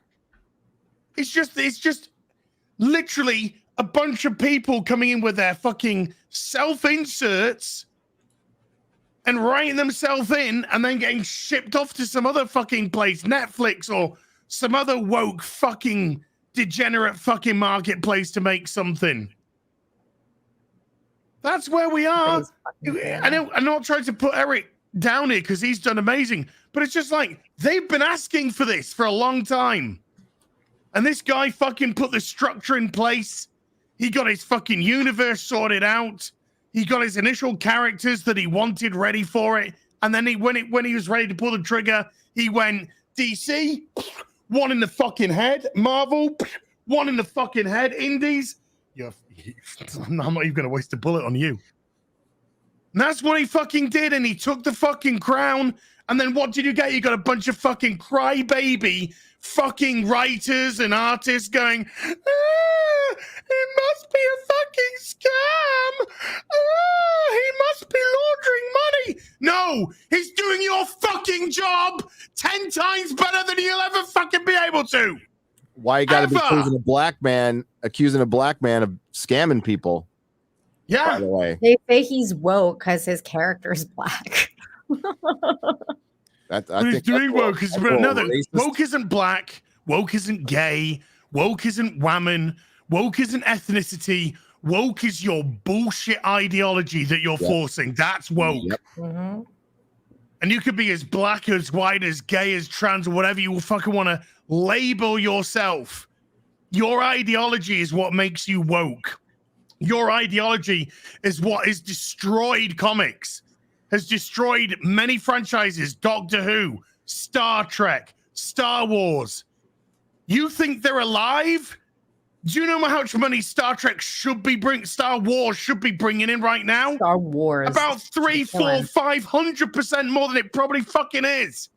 Yep. You ain't got any fucking films ready or planned or plotted because you have nothing to fucking say right now because everything that you're putting out is fucking failing.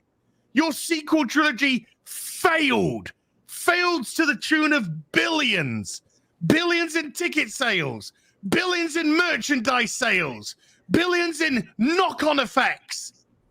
And when you're all fucking rubbing each other's shoulders and fucking creaming each other's fucking faces in a boardroom, going, oh, this franchise is going to make us so much money. We're going to take all of the fandom there and we're going to add all of our intersectional fandom to it. And it's going to be so good that we fucking tore it all apart. Mm-hmm. Every fucking last shred of it, ripped up. You just ripped it into fucking pieces and threw it away. And then you brought out your fucking your comic books. Oh, it's #1 bestseller. No, it's not. It's the #1 shipped. You just shipped a ton of fucking landfill. Nobody was fucking interested in that bollocks. Nothing moved from the fucking shelves. You overprinted and they had to push it out. Here, take it. Fucking take it. Did nothing. And every time the fans don't respond to any of the stuff that you just said, rightly so, they're racist, they're sexist, they're some sort of ist, and people are just tired of that. People are Nobody cares. Nobody cares. Nobody who's got a fucking brain gives a shit about being called a. Do I give a shit about being called a white supremacist or a racist or a homophobe or? I don't give a fucking toss. I'm being called this from fucking racists, from fucking bigots, from fucking homophobes, from people that latch onto ideology and nothing but ideology, and then try and call that the new fucking franchise. Mm-hmm. And if you don't like it, you don't have to read my book. Well, guess what, Kelly Suda cunt face? Fuck out of here. Because that's what fucking happened with your book. That's what's happened to all of your fucking books. All of these big names in comics. Do you know who knows you, who you are on the high street? Fucking diddly shit squat. Nobody apart from fucking Twitter and Tumblr and probably fucking Grindr in most of your business don't know who the fuck you are. I will go outside. I will ask 1,000 people tomorrow who's Kelly Sue DeConnick. Nobody will fucking know. And if they do, it's going to be, oh, that's the bitch who told me to fuck off if I didn't like her politics. Mm-hmm. Yeah. I could probably go out and ask 1,000 people who Jim fucking Lee is. And I bet you probably 90% don't even know. My accountant?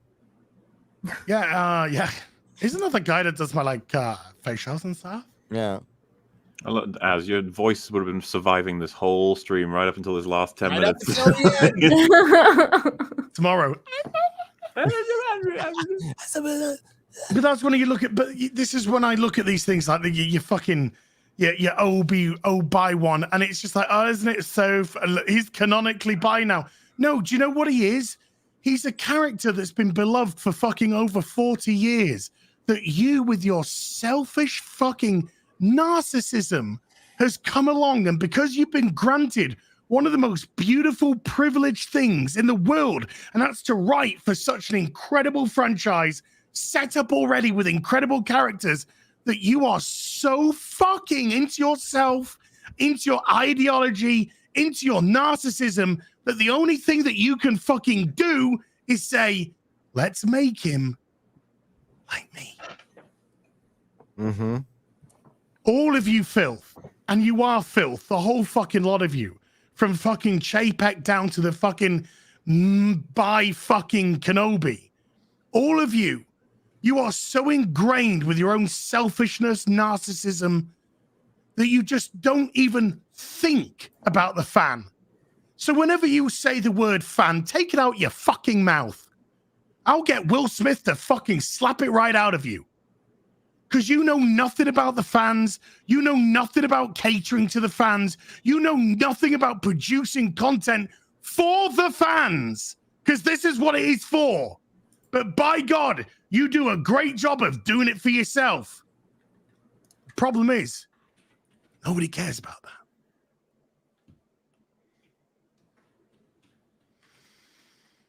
Real BBC, everyone. I don't know if I've got any water left. Aw. I'm clapping for Az's rant. Yay. Hey, wait.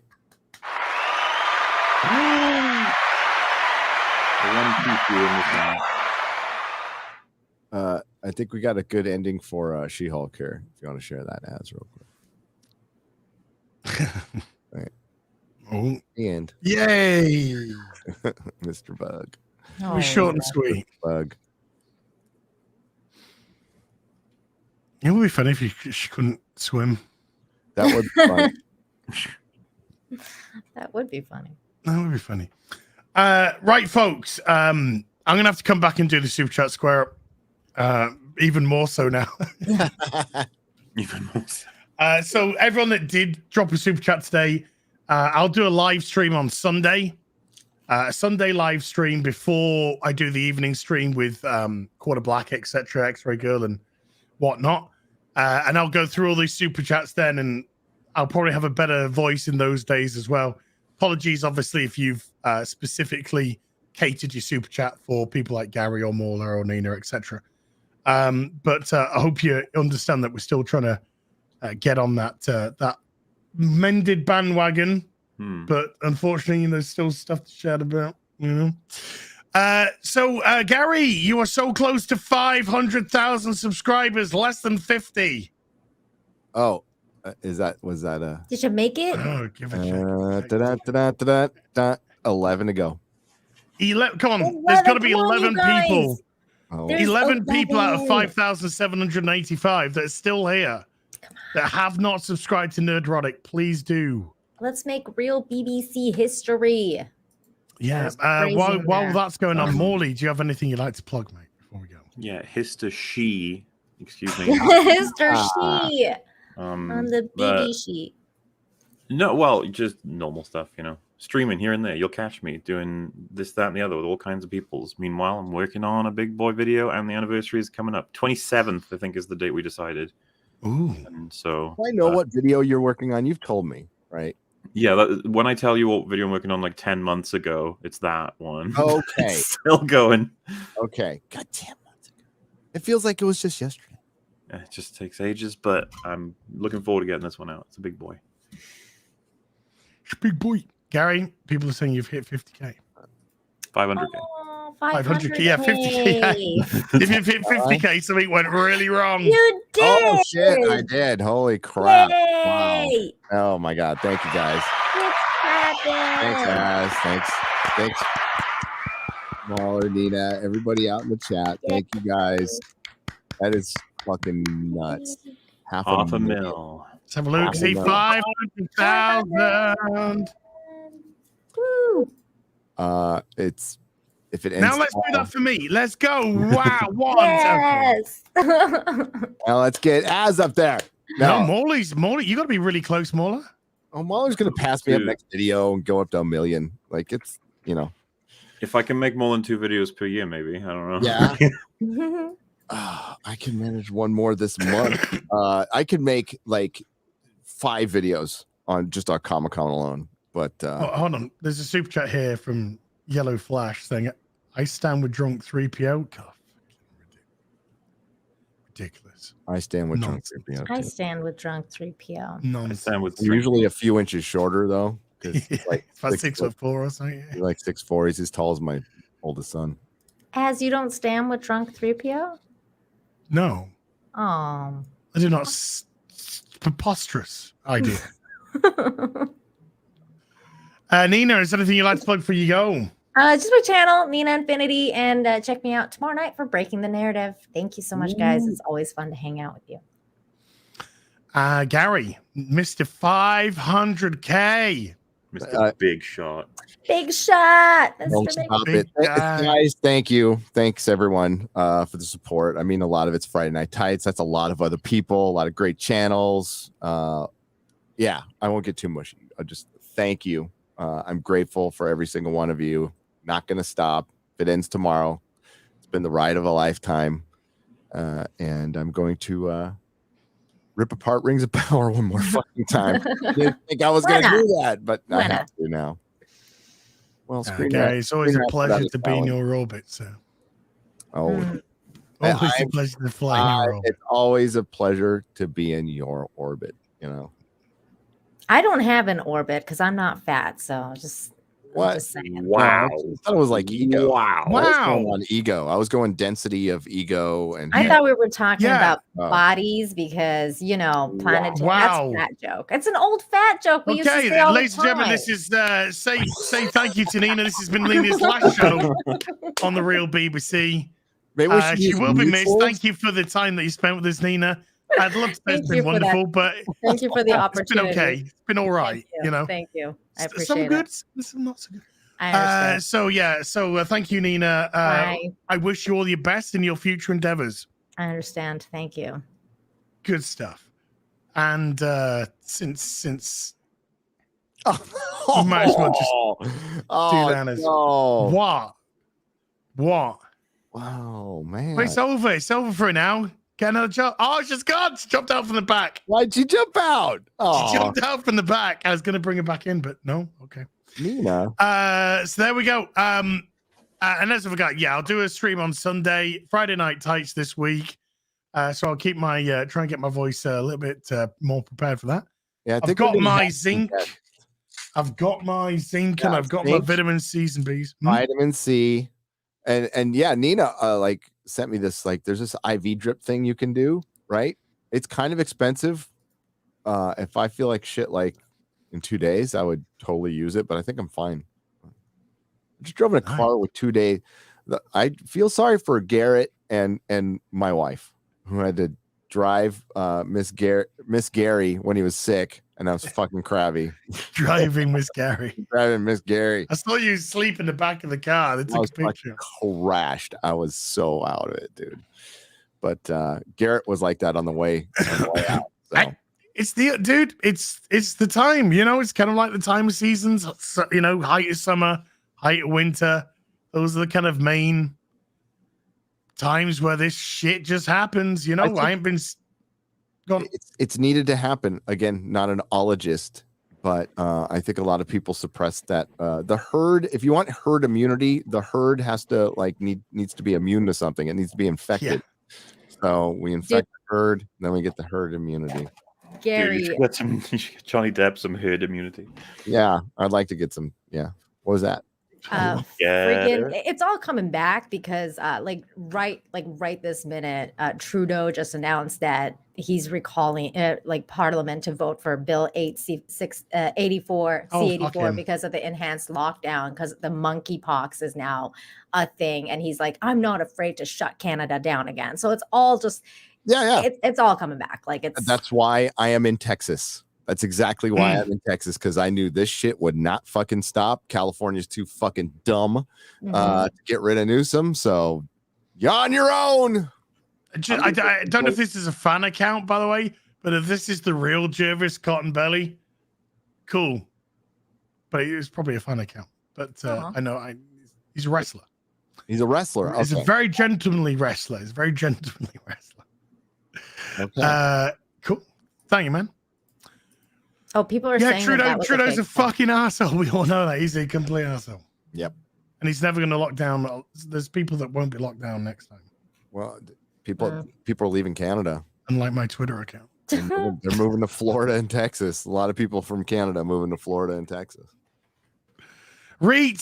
And on that bombshell, folks, thank you so much indeed for tuning in. I think 7.2K at peak. So thank you so much. Thank you so much, Gary, Mola, Nina, for being here.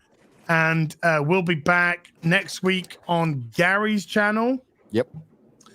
So get ready for that, I guess. Feel better, What you could guys. possibly happen in a week? I bet it's going to be really boring next week. We got all we're going to get from Comic-Con. Nothing will happen between now and then. Superman news tomorrow. When have we never had anything to talk about? Right now. It was like 48-hour period during the coof. Yeah. I can't remember when it was. Oh.